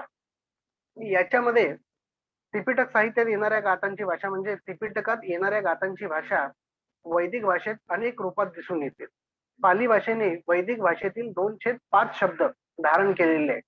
2/5 ध्वनी परिवर्तनाच्या नियमानुसार वैदिक भाषा ही पाली भाषेशी काही प्रमाणात भिन्न आहे. म्हणजे जगदीश काश्यपांचं असं म्हणणं आहे की छांदस भाषेतून ह्या भाषा जरी उत्पन्न झालेल्या आहेत तरी पण ह्या भाषा त्या भाषेबरोबर भिन्न आहेत, त्या भाषेशी भिन्न आहेत. तर ह्याचं उदाहरण म्हणजे आपण सुत्त निपातातील गाथा जर आपण पाहिल्या, आज आपण ज्या वंदना वगैरे म्हणतो त्यातल्या मॅक्झिमम वंदना, जास्तीत जास्त गाथा वंदना ह्या सुत्त निपातातून घेतलेल्या आहेत. म्हणजे तुम्हाला त्यामध्ये कर्णीय मित्र सुत्त, महामंगल सुत्त, अनेक सुत्त त्याच्यामध्ये आपल्याला सुत्त निपात या ग्रंथामध्ये आपल्याला मिळतात या भागामध्ये. तर हे सुत्त निपातातलं जी गाथा आहेत ते त्रिपिटक साहित्यात येणाऱ्या गाथांच्या भाषेचं एक सर्वोत्तम उदाहरण आहे. त्यानंतर त्रिपिटकातील गद्य भाषा, यामध्ये गाथेतील भाषेप्रमाणे अनेक रूपता नाही, शिवाय वैदिक भाषेतील शब्दांचाही उपयोग यात केलेला नाही. म्हणजे वैदिक भाषेतील जे शब्द आहेत ते या आपल्याला त्रिपिटकातील गद्य ह्याच्यामध्ये आढळत नाहीत. त्याचं उदाहरण काय आहे? त्रिपिटकातील गद्य भाषा जर आपल्याला बघायची असेल एक वेगळी भाषा, तर आपण विनय पिटकातील महावग्गातील भाषा बघू शकतो आपण. या भाषेमध्ये प्राचीन शब्दांचा उपयोग कमी अधिक प्रमाणात झाल्याचा आपल्याला दिसून येतो. तुम्ही जर विनय पिटक संपूर्ण जरी अभ्यासलं तर त्याच्यामध्ये तुम्हाला काही प्राकृत शब्द सुद्धा जसे तसे त्या विनय पिटकामध्ये आलेले आढळून येतात. विनय पिटक संपूर्ण पाली भाषेत जरी असलं तरी त्या काळातल्या प्राकृत भाषा किंवा काही वैदिक भाषेतले हे शब्द तुम्हाला त्याच्यामध्ये आढळून येतात. त्याच्यानंतरचा टप्पा आहे तो त्रिपिटकोत्तर पाली साहित्याची भाषा. यात गाथेतील रूपांचा उपयोग जवळजवळ कमीच केलेला आहे. म्हणून प्राचीन रूपांचा अभाव व नवीन रूपांची वृद्धी हे विशेष वैशिष्ट्य या भाषेचे म्हणावे लागेल. कधी कधी यात कृत्रिमता व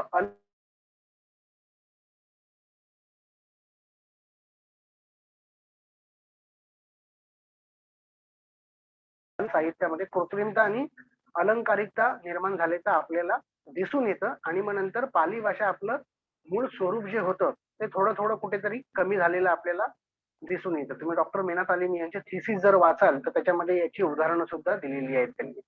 तर ही दुसऱ्या अवस्थेची पाली ही फार कमी वेगळेपणा दाखवते. याचं उदाहरण काय आहे? मिलिंद प्रश्न आणि अट्टकथा.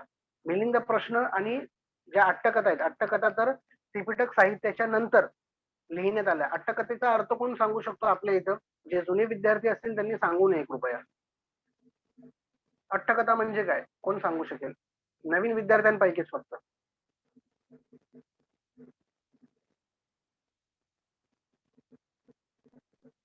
अट्टकथा मतलब क्या? बोध कथा. जयमंगल सांगितलंय बौद्ध कथा. एका वेळी एकाने सांगा. अर्थकथा. अर्थकथा. अजून कशाच्या अर्थकथा? त्या संबंधित ग्रंथावर लिहिलेल्या.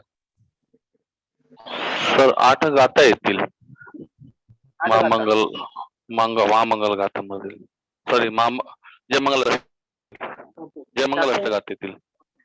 शांत हे करा, ऑडिओ मीट करा तुमचा. जास्त वेळ न घेता मी सांगतो तुम्हाला. मॅडम आपण जुन्या आपण नका सांगू. अट्टकथाचा अर्थ होतो अर्थकथा.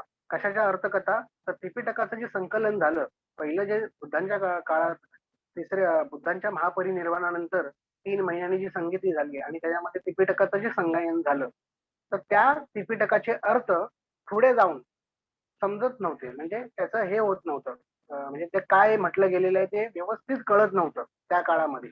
भाषा ही दर 200-300 वर्षामध्ये बदलतच असते, तर त्याचे अर्थ लागत नव्हते, म्हणून त्यावरती अर्थकथा लिहिल्या गेल्या. त्याला अट्टकथा म्हणतात. तर आपल्याला संपूर्ण त्रिपिटकाच्या अट्टकथा सुद्धा सापडतात. मिलिंद प्रश्न हा जो ग्रंथ आहे, या ग्रंथाची निर्मिती इसवी सनाच्या पहिल्या शतकाची मानली जाते. त्यामुळे हे त्रिपिटक साहित्याच्या नंतरचा काळ आहे, म्हणून याला म्हटलं गेलेलं आहे त्रिपिटकोत्तर पाली साहित्याची भाषा. याच्यामध्ये कसं आहे, कॅनॉनिकल, नॉन कॅनॉनिकल पण आहे. आता मिलिंद प्रश्न हा जो ग्रंथ आहे तो भारतीय परंपरेमध्ये, आता या त्रिपिटकाच्या थेरवाद त्रिपिटकाच्या सुद्धा 2 परंपरा आहेत. एक भारत आणि श्रीलंकेची परंपरा, एक बर्माची परंपरा. आता त्रिपिटकाच्या बर्मी परंपरेमध्ये सुत्त पिटकाच्या खुद्दक निकायामध्ये 18 ग्रंथ मानले जातात आणि भारतीय आणि श्रीलंकन परंपरेमध्ये 15 ग्रंथ मानले जातात. तर हे तुम्हाला नंतर मी जेव्हा हे शिकवणार आहे, 6 संगीती आणि त्रिपिटकाचा अभ्यास आपण करणार आहोत नंतरच्या पुढच्या लेक्चरमध्ये, त्यावेळी मी तुम्हाला मिलिंद प्रश्न, विशुद्धिमग्ग, नेत्तिप्रकरण, उपदेश याविषयी थोडी माहिती देणार आहे या ग्रंथांविषयी. तर हे त्रिपिटकाचं साहित्य मानलं जातं, मिलिंद पय्य. त्यानंतर जी 4था आहे विकासाचा टप्पा, तो पाली काव्य साहित्याची भाषा म्हणून ओळखलं जातं. यात संस्कृत साहित्याचा प्रभाव अधिक दिसून येतो. म्हणजे पाली ही संस्कृतायझेशन झालेलं थोडं दिसून येतं आपल्याला. कधी कधी भाषा अत्यंत कृत्रिम व क्लिष्ट दिसून येते. पालीतील काव्यलेखन अत्यंत प्रभावी दिसून येते. काव्यातील भाषा जिवंत, साधी आणि हृदयस्पर्शी सुद्धा दिसून येते आपल्याला. याचं उदाहरण जर तुम्हाला पाहायचे असतील तर तुम्ही महावंश, दीपवंश हे ग्रंथ तुम्ही पाहू शकता. तुमचे ऑडिओ बंद करा. महावंश, दीपवंश आणि दाठावंश. दाठावंश ग्रंथाबद्दल कोणी सांगू शकेल? दाठावंश ग्रंथ म्हणजे काय? जे नवीन आहेत त्यांनी सांगा. जुने आहेत ते वाचन करता येतं, त्यांचा अभ्यास चालूच आहे. जे नवीन जॉईन आहेत लोक, त्यांनी सांगू शकतात त्यांना काय काय माहिती आहे या विषयाबद्दल. दाठावंश म्हणजे कशात काय आहे नेमकं? पालीमध्ये दातांविषयी.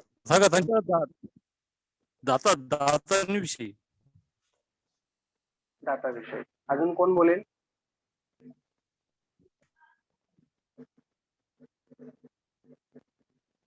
दाठा म्हणजे दाढ, भगवान बुद्धांची दाढ. ही भगवान बुद्धांची दाढ इथून उत्तर प्रदेशातून, म्हणजे आपल्या ह्याच्यातून मगध मधून ती ओरिसामध्ये गेली आणि ओरिसामधून श्रीलंकेमध्ये कशी गेली याविषयी सविस्तर त्याच्यामध्ये कथा आलेली आहे. ओरिसाची जी राजकुमारी होती हेमलता, तिने ती दाढ कशी आपल्या केसांच्या मध्ये लपवून श्रीलंकेमध्ये नेली याविषयी त्यामध्ये वर्णन आहे. दीपवंश म्हणजे काय? काय दीपवंश म्हणजे काय, कोण सांगू शकेल? दीपवंश म्हणजे काय, याच्यामध्ये काय आहे या ग्रंथामध्ये? श्रीलंकेचा आणि भारताचा इतिहास. त्यामध्ये दीप म्हणजे द्वीप, तर यामध्ये या द्वीपाचा इतिहास आहे. त्यानंतर महावंश या ग्रंथाबद्दल कोण काय सांगू शकेल? महावंश मध्ये सुद्धा तशाच पद्धतीचा आहे. महावंश अजूनही लिहिलं जातच आहे. महावंश या ग्रंथामध्ये त्या काळातील राजे आणि बुद्ध धम्माचं शासन कसं होतं या संदर्भातलं डेलीचं रेकॉर्डिंग त्याच्यामध्ये होतं. म्हणजे महत्वाच्या गोष्टी त्याच्यामध्ये होतात, लिहिल्या जातात, रेकॉर्ड केल्या जातात. या महावंश ग्रंथामुळे आज आपल्या भारताला सम्राट अशोकांची ओळख पटलेली आहे. सम्राट अशोकांची जी माहिती होती ती या ग्रंथामधूनच घेतलेली आहे. जेव्हा जेम्स प्रिन्सेप यांनी शिलालेख वाचल्यानंतर त्यांना त्याच्यामध्ये पियदस्सी जे होतं सम्राट अशोकाचं नाव ते कोण आहे नेमक्या भारतातील हे कळत नव्हतं. त्यावेळी त्यांनी ते जेव्हा श्रीलंकेमध्ये विचारणा केली त्यावेळी त्यांना कळालं की महावंश ग्रंथामध्ये सम्राट अशोकाविषयी माहिती आहे. तर हा पियदस्सी राजा दुसरा तिसरा कोण नसून सम्राट अशोक होते. तर असे हे त्रिपिटकोत्तर साहित्यातले ग्रंथ सुद्धा फार महत्वपूर्ण आहेत. तथागतांनी संबोधी प्राप्तीनंतर जी धम्मदेशना दिली ती पाली भाषेत म्हणजेच अधिकाधिक जनसमुदायाकडून बोलल्या जाणाऱ्या भाषेत दिली. ती पूर्वीच अस्तित्वात होती म्हणून ती सर्वसामान्यांची भाषा होती. कुठलीही भाषा एकाएकी उत्पन्न होत नाही. बुद्धांच्या अगोदर सुद्धा पाली भाषा होती. त्यामुळेच भगवान बुद्ध त्या भाषेमध्ये धम्म उपदेश सांगू शकले. ही मगध देशात बोलल्यामुळे ती मागधी असे तिला नाव प्राप्त झाले असावे. मगध साम्राज्याचे प्राबल्य इतर राज्यांवर असून व्यापारानिमित्त लोकांची ये जा या राज्यातून इतर राज्यात होत असे. ही मागधी कालांतराने पालीमध्ये विकसित झाली. आपण ह्याच्यासाठी फॉर एक्झाम्पल आपण इंग्रजी भाषेचं घेऊ शकतो. इंग्रजी भाषा ही युरोपमध्ये बोलली जाणारी भाषा होती. पण जसं युरोपमधल्या वसाहतवादाने संपूर्ण जगावरती पकड घेतली आणि जिथे जिथे आपल्या वसाहती स्थापन केल्या त्यानंतर तिथल्या बोली भाषेबरोबर लोक त्यांच्याही भाषेचं आकलन त्यांना झालं, शिकू लागले आणि आज जगभरामध्ये इंग्रजी भाषा बोलली जाते. तसंच त्या काळामध्ये पाली भाषे संदर्भात सुद्धा होतं. मागधी ही मगधाची भाषा होती आणि मगधाचं प्राबल्य सर्व बाकीच्या इतर राज्यांवरती होतं. त्यामुळे व्यापारानिमित्त त्यांची देवाणघेवाण या भाषेची होतच होती आणि ही प्रमुख भाषा त्या काळामध्ये होती. त्यानंतर पाली भाषेच्या अध्ययनाचे महत्व, इम्पॉर्टन्स ऑफ पाली. तर पाली भाषेचे आता आपण पाली भाषा शिकायला आलेला आहात सर्व. पाली भाषेचे काय एखादं महत्व तुम्ही सांगू शकाल की ही भाषा शिकल्यानंतर काय तुम्हाला फायदा होतोय किंवा तुम्हाला काय यातून जाणवतंय की तुम्हाला ही भाषा शिकण्याचं काहीतरी हे आहे, इम्पॉर्टन्स आहे? ओरिजिनल स्वरूपात शिकता येतील आपल्याला.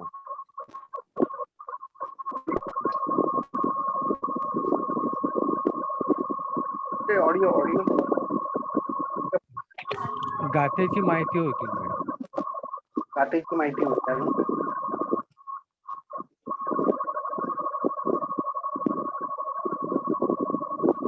तर पाली भाषा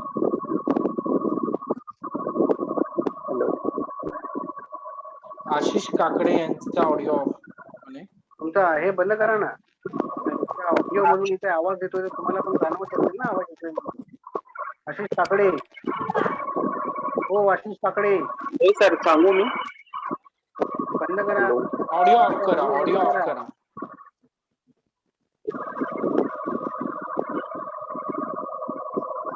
काय कुराळ आहे, बंद करा. हा, कोणी एकाने सांगू शकाल का अजून?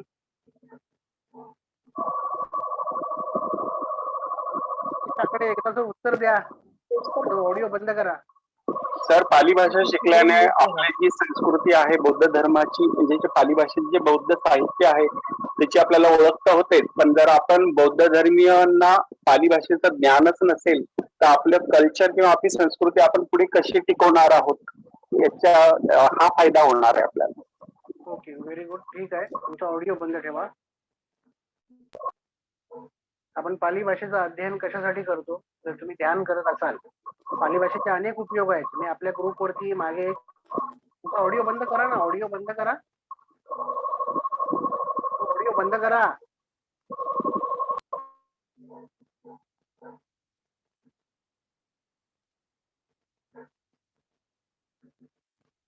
पाली भाषेचे अनेक अध्ययनाचे इम्पॉर्टन्स आहेत. हे आपण मागे तुम्हाला आर्टिकल पाठवला होता. त्याच्यामध्ये पाली भाषेच्या अध्ययनाने म्हणजे तुम्हाला 11 त्याच्यामध्ये दालनं दिली होती पाली भाषेची. तर त्या 11 गोष्टीतून तुम्हाला पाली भाषा शिकून उपयोग होऊ शकतो. तो आर्टिकल तुमच्याकडे नसेल तर मी पुन्हा आज तो रिपीट त्या ग्रुपवरती पाठवेल. पण मी एक तुम्हाला हे सांगू शकतो, त्याचा सर्वात महत्वाचा उपयोग तुम्ही ध्यान करत असाल तर त्याच्यामध्ये तुम्ही परियत्ती, पटीपत्ती आणि पटीवेदन ह्या गोष्टी ऐकल्या असतील.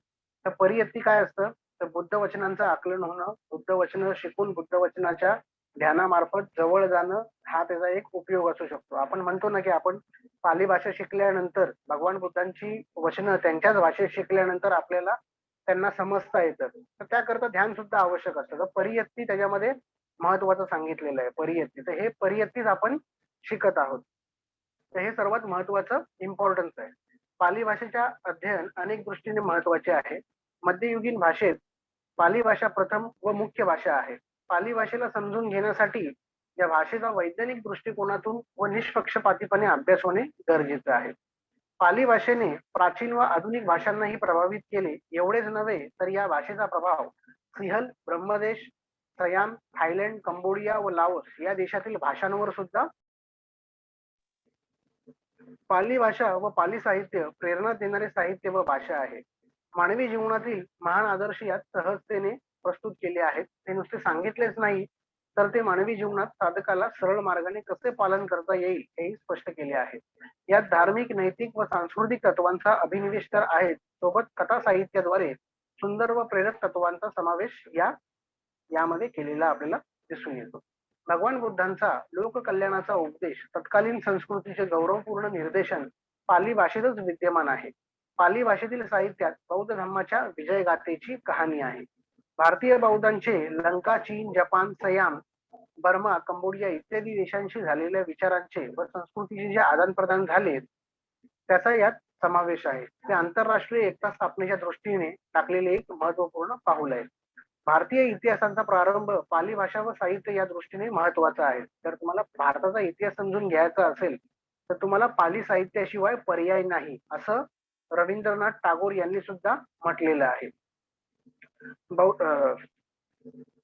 भारतीय इतिहासात बुद्ध आणि बौद्धांचे साहित्य या दृष्टीने या साहित्याचा काळ अगदी स्पष्ट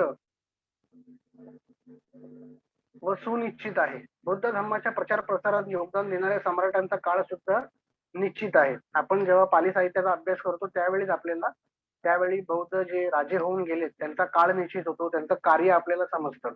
भारताच्या सांस्कृतिक इतिहासात व मानवी दुःख दूर करण्यासाठी ज्यांनी आपल्याला राजपदाच्या संपत्तीचा त्याग केला तसेच उपयोग केला त्या सर्वांचा इतिहास यात प्रेरणादायी सुवर्णाक्षरांनी लिहिलेला आहे. हे सर्व जाणण्यासाठी पाली साहित्याचे अध्ययन होणे आवश्यक आहे. पाली भाषा व साहित्य तत्कालीन भौगोलिक, आर्थिक व सामाजिक परिस्थितीची जाणीव करून देते. तसेच यात प्रसिद्ध नगरे, विहार, बंदर, गाव यांची सुद्धा माहिती उपलब्ध होते. यासाठी मी तुम्हाला 2 उदाहरणं देईन की पाली भाषा ही त्यावेळेच्या भौतिक, आर्थिक आणि सामाजिक परिस्थितीची जाणीव कशी करून देते. आपण जातक कथा वाचल्या असतील, त्याच्यामध्ये बावेरू जातक नावाचं एक जातक आहे. त्या बावेरू जातकामध्ये भारतातील काही व्यापारी ह्याच्या व्यापाराच्या निमित्ताने भारतातून बॅबिलॉनला जात असेल, म्हणजे बावेरूला जात असेल. तर काही पुरातत्व शास्त्रज्ञांनी बावेरू हा देश म्हणजे आत्ताचा बॅबिलॉन म्हणजे बगदाद हा आहे, हा निश्चित, हे गोष्ट निश्चित केलेली आहे. तर तिथे जेव्हा ते व्यापाराला जात तेव्हा ते समुद्रमार्गे प्रवास करत आणि समुद्र मार्गातून प्रवास करताना दिशादर्शक म्हणून ते एखादा पक्षी आपल्यासोबत नेते. तर त्यावेळी त्यांनी आपल्यासोबत कावळा नेला होता. कावळा घेऊन ते बगदाद देशामध्ये बगदादला पोहोचल्यानंतर तिथल्या लोकांनी पक्षी कधीच पाहिले नव्हते असा उल्लेख त्या जातकामध्ये आहे. तो पक्षी पाहिल्यानंतर, कावळा पक्षी पाहिल्यानंतर त्यांना इतकं हे वाटलं, आनंद वाटला की अरे हा कुठला पक्षी आहे, एकदम वेगळा पक्षी दिसतोय, कावकाव करतोय. त्यांना त्याचं कावकाव करणं सुद्धा आवडायला लागलं. तर त्यांनी काय केलं, त्या व्यापाऱ्यांना त्या पक्षाच्या बदल्यात हा पक्षी आमच्या देशाला द्या, आम्ही इथं त्याला पिंजऱ्यात ठेवू, त्याची देखभाल करू वगैरे वगैरे सगळं त्यांनी सांगितलं आणि त्यांना त्याची किंमत दिली. तर भारतामध्ये तर पक्षी मुबलक प्रमाणात होती, त्यांनी तो पक्षी त्यांना देऊन टाकला आणि ते भारतामध्ये परत आले. त्यावेळी बगदादमध्ये त्या पक्षाचं म्हणजे त्या कावळ्याचं इतकं आदर सत्कार होऊ लागला की लोक त्याला जेवू घालायला लागले. त्याला एका चांगल्या पिंजऱ्यामध्ये ठेवला होता, त्याचा आदर सत्कार करत होते लोक. त्यानंतर हे भारतातले व्यापारी पुन्हा एकदा त्या बावेरू देशात व्यापाराच्या निमित्ताने आले आणि सोबत येताना त्यांनी आपल्या जहाजातून मोर पक्षी घेऊन आले.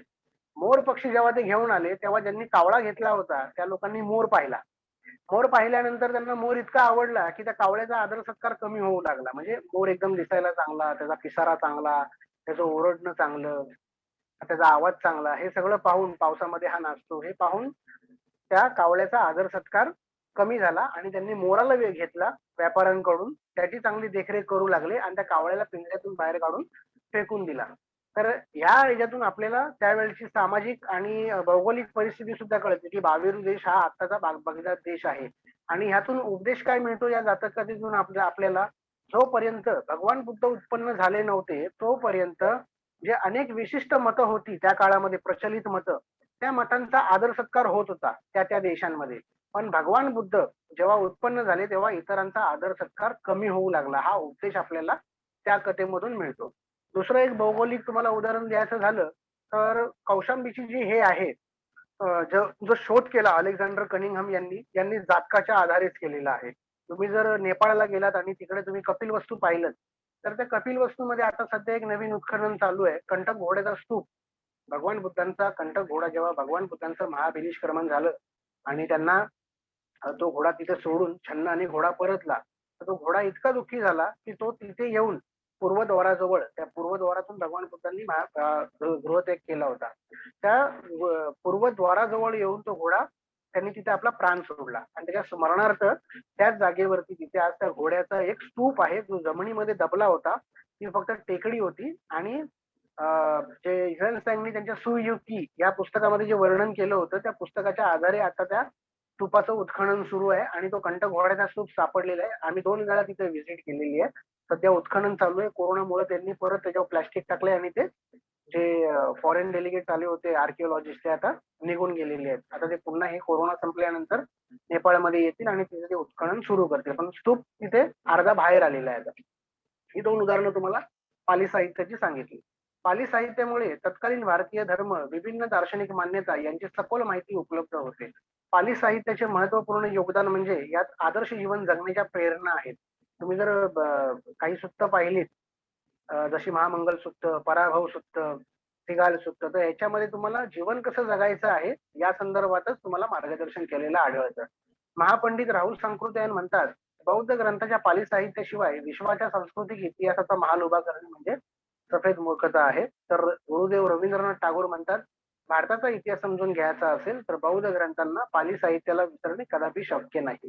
पाली साहित्य मनोवैज्ञानिकांना, इतिहासकारांना, भाषा अभ्यासकांना व धर्माचा तुलनात्मक अभ्यास करणाऱ्यांना विसरताच येत नाही. कारण पाली साहित्यामध्ये इतर पंथांविषयी सुद्धा चर्चा केलेली आहे, त्यामुळे धर्मांचा तुलनात्मक अभ्यास होऊ शकतो. भाषा, आता ही प्राचीन भाषा आहे तर तुम्ही ह्या भाषेकडे एक व्याकरणाच्या दृष्टीने सुद्धा पाहू शकता. त्या भाषेला मोगलयन व्याकरण आहे, कच्चायन व्याकरण आहे, तर भाषेच्या दृष्टीने सुद्धा पाहू शकता. या भाषेमध्ये 2500 वर्षाचा इतिहास आहे, त्यामुळे इतिहासकारांना तर ही भाषा नेहमीच आपल्याकडे आकर्षित करते. आणि मनोवैज्ञानिक म्हणजे तुम्ही जर अभिधम्म पाहिलात, अभिधम्माचा अर्थ काय होतो? हायर डॉक्टरी.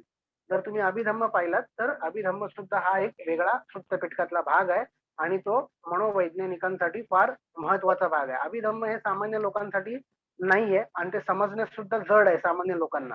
त्यामुळं ह्या विषयामध्ये जे मास्टर असतात, जसे की त्या काळात सारीपुत्र होते, काश्यप होते, ते अभिधम्माला चांगल्या प्रकारे समजू शकतात. आता पण काही आपल्याला मास्टर्स आहेत जे अभिधम्म चांगल्या प्रकारे शिकवतात. आणि अभिधम्मासाठी बर्मा देशामध्ये सर्वात जास्त अभिधम्माचा अभ्यास करणारी लोक आपल्याला आढळून येतात. बर्मा कशासाठी प्रसिद्ध आहे? हायर डॉक्टरीन अभिधम्मासाठी प्रसिद्ध आहे. बर्मा जे आपल्याला सांगतं, कधी कधी आपल्याला आकलन पण होत नाही, आपल्याकडे गोंधळ होतो त्याचा एक एक गोष्टी बघून. आणि जर तुम्ही श्रीलंका पाहिलं तर श्रीलंका हे थेरवादाच्या विनयासाठी प्रसिद्ध आहे, बुद्ध धम्माच्या विनयासाठी प्रसिद्ध आहे. श्रीलंका पूर्ण विनयधर आहे, तर बर्मा पूर्ण अभिधम्मावरती आधारित आहे. आणि आपल्याकडे सो अभ्यास सुरू आहे सध्या. त्यानंतर आहे बुद्ध वचनांची प्रामाणिकता. ही बुद्ध वचनं प्रामाणिक आहेत म्हणजे ही बुद्ध वचनं त्या काळामध्ये बुद्धांनी सांगितलेली आहेत. हे कशावरून, हे आता आपण थोडक्यात पाहणार आहोत. How authentics are the words of Buddha contain in Tripitaka. भगवंतांचे वचन अथवा त्यांनी दिलेला धम्म उपदेश स्मरणात ठेवणे हे बुद्धांच्या हयातीतच सुरू होते, हे आपल्या लक्षात येते. भगवान बुद्धांच्या हयातीत भगवान बुद्धांनी असिती महासावक म्हणजे त्यांचे 80 शिष्य यांचं वर्णन केलेलं आहे. तर ते असिती महासावक हा जो आर्टिकल आहे, म्हणजे ही जी गोष्ट आहे ती जर तुम्ही वाचलीत तर तुम्हाला त्याच्यामध्ये कोण कशामध्ये मास्टर होतं हे भगवान बुद्धांनी स्वतः सांगितलेलं आहे. तो सुद्धा आर्टिकल आहे, तो मी तुम्हाला मराठीमधला ग्रुपवरती नंतर पाठवून देईल. त्याच्यामध्ये विनयधर कोण होते, धम्मधर कोण होते, मातिकाधर कोण होते याबद्दल सुद्धा तुम्हाला माहिती मिळेल. त्यामध्ये काही भिक्खू विनयधर म्हणजे विनय पिटकाचं अध्ययन करणारे, काही धम्मधर म्हणजे सुत्त पिटकाचं अध्ययन करणारे, तर काही मातिकाधर म्हणजे अभिधम्माचा अभ्यास करणारे म्हणून ओळखले जात होते. त्या काळामध्ये भिक्षू कसे होते भगवान बुद्धांच्या संघामध्ये? हे एक मेमरी कार्ड सारखे होते, मेमरी कार्ड सारखे. काही भिक्षू हे त्यांचा संघ म्हणजे त्या भिक्षूंचा संघ हे विनयासाठीच प्रसिद्ध होते आणि ते तेवढंच काम करत होते, विनयाचं पालन करत होते, त्याच्या प्रत्येक गोष्टीचं म्हणजे संरक्षण आणि संकलन करून ठेवत होते. आणि आपल्या पुढच्या पिढीला सुद्धा म्हणजे जे पुढे भिक्षू नवीन नवीन हे होणार आहेत, प्रवचित होत होते, त्यांना सुद्धा ते पास करत होते या गोष्टी. काही मातिकाधर होते आणि काही सुत्त पिटकाचंच अध्ययन करत होते. जे भिक्खू भगवंतांचा उपदेश संकलित करत होते त्यांना त्या काळामध्ये भानवार असं म्हटलं जात होतं. विनयाचे जे संकलन करत होते त्यांना विनयधर म्हटलं जात होतं आणि जे सुत्ताचे संकलन करत होते त्यांना धम्मधर आणि अभिधम्माचं जे संकलन करत होते त्यांना मातिकाधर म्हटलं जात होतं. यासाठी आपल्याला आनंद भंते आनंद यांचं उदाहरण एक घेता येईल. भंते आनंद यांना भगवान बुद्धांनी काय उपमा दिलेली आहे? महास्मृतिवान म्हणून उपमा दिलेली आहे. संपूर्ण सुप्त जे पहिल्या संगीतीमध्ये जे संगायन झालं ते संपूर्ण सुप्त ह्या एकट्या भंते आनंद यांनी सांगितलं होतं आणि यांच्याशिवाय ही संगीती पूर्णच होऊ शकत नव्हती. हा संगीतीचा इतिहास मी संगीतीच्या वेळी तुम्हाला सांगेल. आनंदाने भगवंतांनी दिलेला धम्म पूर्णतः जसं तसा स्मरणात ठेवला होता. संबोधी प्राप्तीनंतरच्या पहिल्या 25 वर्षात भगवंतांना वैयक्तिक मदतनीसाची गरज नव्हती. मदतनीस म्हणजे काय? त्यांचे उपस्थापक. परंतु 25 वर्षानंतर जसं जसं भगवान बुद्धांचं वय वाढू लागलं तर त्यांना एखाद्या हेल्परची म्हणजे एखाद्या उपस्थापकाची हे वाटू लागली, गरज वाटू लागली. त्यावेळी भगवान बुद्धांनी एका सभेमध्ये भिक्खूंना सांगितलं की मला मदतनीस म्हणून कोणतरी हवाय, उपस्थापक म्हणून हवाय. त्यावेळी सर्वच उपस्थित भिक्खूंनी भगवंतांची सेवा करण्यास आणि मदतनीस म्हणून राहण्यास आजन्म तयार झाले. परंतु भगवंतांनी त्यावेळी आनंद यांना आपला उपस्थापक म्हणून आनंदांच्या काही अटीवर स्वीकारले. म्हणून आनंदांना भगवान बुद्धांची सावली सुद्धा म्हटलं जातं. त्यावेळी आनंदांनी काही अटी दिल्या होत्या भगवान बुद्धांना की मी उपस्थापक राहीन पण माझ्या ह्या काही अटी मान्य तुम्हाला कराव्या लागतील. त्या अटी अशा होत्या, बुद्धांनी जर आनंदांच्या गैरहजेरीत एखाद्याला धम्म उपदेश दिला तर आनंद आल्यानंतर पुन्हा त्याला काय सांगितलेलं आहे हे आनंदांना सांगायचं होतं.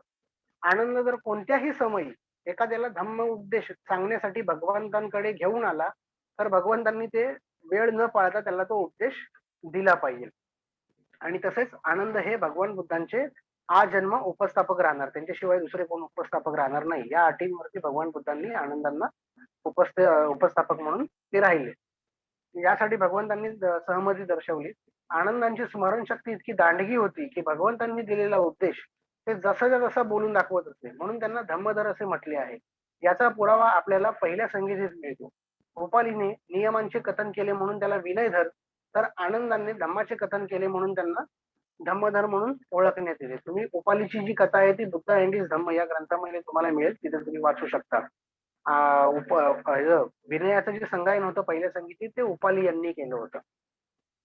बुद्धांनी दिलेला उपदेश व संकलित केलेला धम्म खरोखरच प्रामाणिक आहे की नाही किंवा तोच बुद्धांचा उपदेश आहे की नाही हे पाहणे अगत्याचे आहे. त्यासाठी आपल्याला ज्या 6 ऐतिहासिक धम्म संगीती झालेल्या आहेत त्यात त्याची आपल्याला उत्तरं मिळते. आपण त्या संगीती पुढे अभ्यासणार आहोत. पहिली संगीती केव्हा झाली, दुसरी संगीती केव्हा झाली, तिसरी, चौथी, 5वी, 6वी या संगीती भरवण्याचं कारण काय होतं, या संगीतेमध्ये किती भिक्षू उपस्थित होते, या संगीतीचे अध्यक्ष कोण होते, या संगीतीचे आश्रयदाते म्हणजे पॅट्रॉन कोण होते आणि या संगीतीमध्ये सर्वात महत्वाचं कार्य कोणतं झालं हे सर्व आपण त्या संगीतीमध्ये पाहणार आहोत. मी तुम्हाला संगीतीचा फक्त एक चार्ट पाठवलेला आहे. बहुतेक त्या चार्ट मध्ये सुद्धा मी लिहिलेलं आहे किती भिक्षू होते, काय होते. ग्रुप वरती आहे, कोणाला मिळालं नसेल मी पुन्हा ह्या सगळ्या गोष्टी सेंड करणार आहे.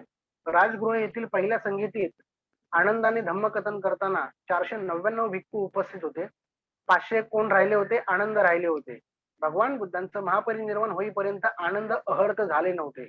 हे 499 भिक्षू जे होते आणि त्या संगीतीमध्ये फक्त अहर्तांना हे होतं, काही निवडलेल्या अहर्तांना संगीतीमध्ये स्वतःचं संगायन करण्यासाठी, संगीती करण्यासाठी परमिशन होतं. आनंद अहर्त नव्हते म्हणून त्यांना ती परमिशन नव्हतं. पण काश्यपांनी सांगितलं की जोपर्यंत तू या संगीतीमध्ये भगवान बुद्धांची सुक्त तू सगळे सांगणार नाहीस, उपदेश सांगणार नाही, तोपर्यंत ही संगीती पूर्ण होऊ शकत नाही.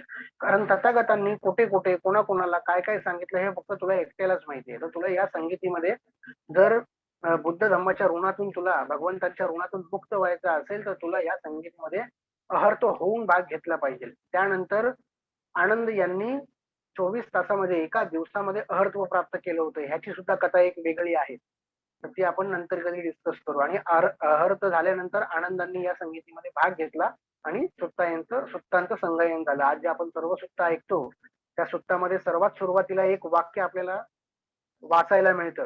कुठलं वाक्य आहे ते? एव मे सुत्त. याचा अर्थ काय होतो?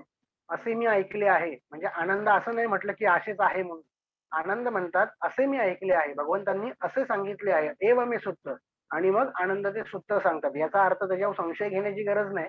आनंदाने जसं ऐकलंय तसंच आपल्याला सांगितलेलं आहे त्यांनी, आणि तेच त्रिपिटकामध्ये पुढच्या काळामध्ये संकलित झालेलं आहे. पहिल्या 3 संगीतीमध्ये हे त्रिपिटक जे होतं ते कंठस्थ होतं. त्यावेळी कंठस्थ परंपरा होती, लिहिण्याची परंपरा तोपर्यंत विकसित झाली नव्हती हे सगळं लिहून ठेवण्यासाठी. 4थ्या संगीतीमध्ये हे सगळं लिपिबद्ध करून ठेवण्यात आलं. सम्राट अशोकांच्या शिलालेखात धम्मपलियाई असा शब्द आहे.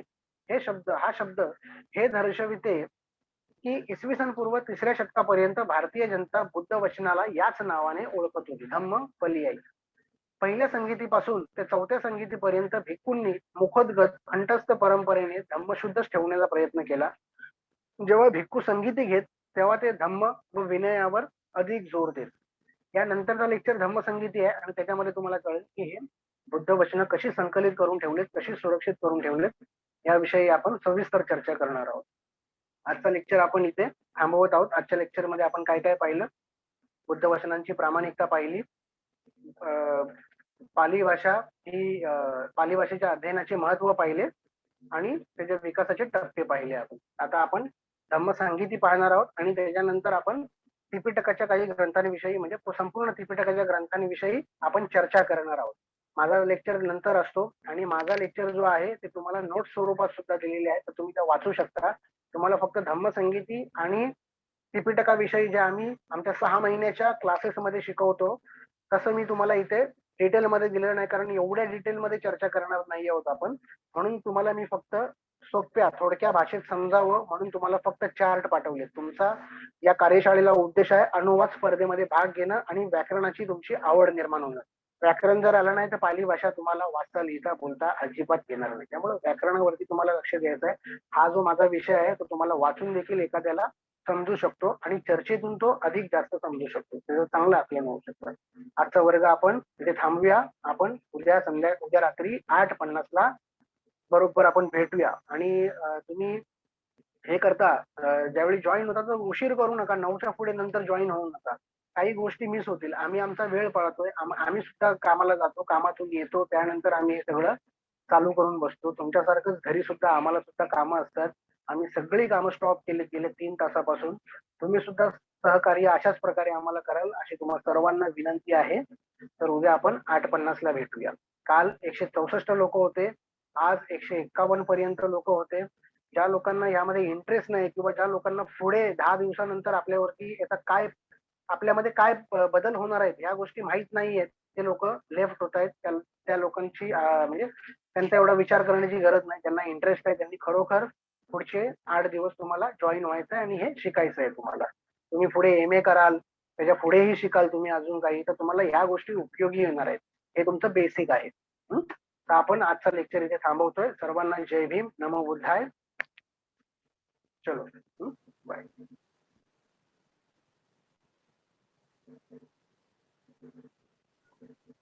सर ही रेकॉर्डिंग आहे का आपल्या तुमच्या सेशन्सची आता जे आपण तुम्ही सांगता आहेत? रेकॉर्डिंग तर रोज करतोय, पण ते कॉल येत आहेत, काय काय होतंय त्याच्यामुळे ते रेकॉर्ड होतंय की नाही तेच कळत नाही. मी तरी ते चेक करतोय मी ते कुठे रेकॉर्ड होतंय. तुमचे लेक्चर्स हे पण म्हणजे ऐकू शकलो अशी काही प्रोव्हिजन केली तर बरं होईल.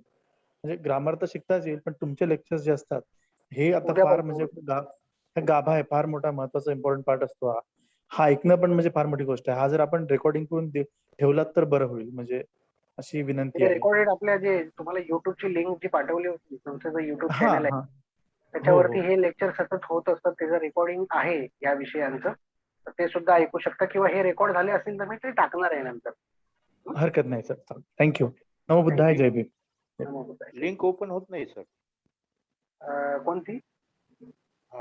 युट्यूबची नाही, ओपन होते ना. तुम्ही ते त्याच्यावर क्लिक केलं ना, तुम्ही डायरेक्ट युट्यूबला जाता, युट्यूब चॅनलवर जाता. हा युट्यूबला गेलो ना तर तिथं ओपन होत नाही. नाही होतं ना ओपन. तुमचं नेटवर्क आज तुम्ही लिंक टाकलेली आहे ना, युट्यूबची टाकलेली आहे, ती तुम्ही युट्यूब वर पाहू शकता. पण तसं मी चेक करून पाहिलं तर ते ओपन होत नाही त्या ठिकाणी. कोणतं ओपन होत नव्हतं? तुम्ही ज्या लिंक वर क्लिक केल्यानंतर एक व्हिडिओ ओपन झाला का? व्हिडिओ ओपन नाही होत. कोणता व्हिडिओ असं येतं तुम्हाला? एकही व्हिडिओ दिसला नाही का तिथे? तुम्हाला एकही व्हिडिओ दिसला नाही का? म्हणजे तुम्हाला कालचं लेक्चर बघायचं नाही, एकच व्हिडिओ दिसला. हा तोही मग ओपन तो नाही झाला. एकच व्हिडिओ तुम्हाला दिसला ना त्याच्या खाली लोगो आहे कालचं बघा, lecture पुस्तकात logo आहे आणि नाव आहे. त्याच्यावर क्लिक केलं ना तर मग हा. चॅनलचं पूर्ण लिस्ट ओपन होते. त्याच्यामध्ये सगळे व्हिडिओ तुम्ही बघू शकता.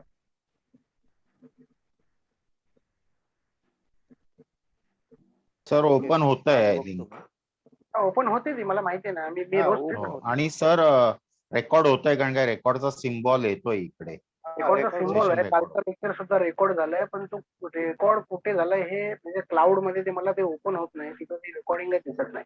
मी त्या लिंक ओके, वरती ओके गेलो सर, होतो. Okay sir. चेक करेन मी परत पुन्हा आज उद्या आणि मग रेकॉर्ड झाले Yes, असेल तर sir, मी ते yes. ग्रुपवर टाकेन. दुसरं Yes, sir, कोणतरी yes, रेकॉर्ड sir. करत धन्यवाद. असेल कदाचित. Very good. गुड नाईट सर्वांना. Okay, good night. Thank you sir. Good night. जय भीम.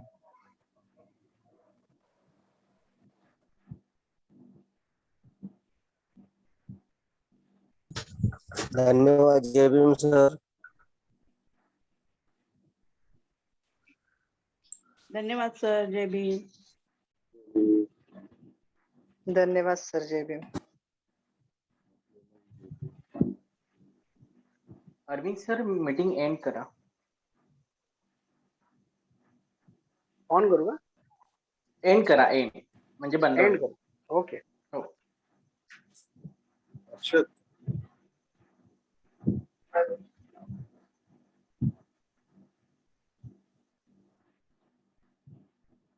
डायरेक्ट इथे कट करू.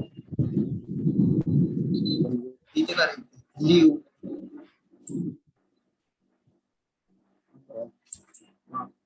लिव मीटिंग पर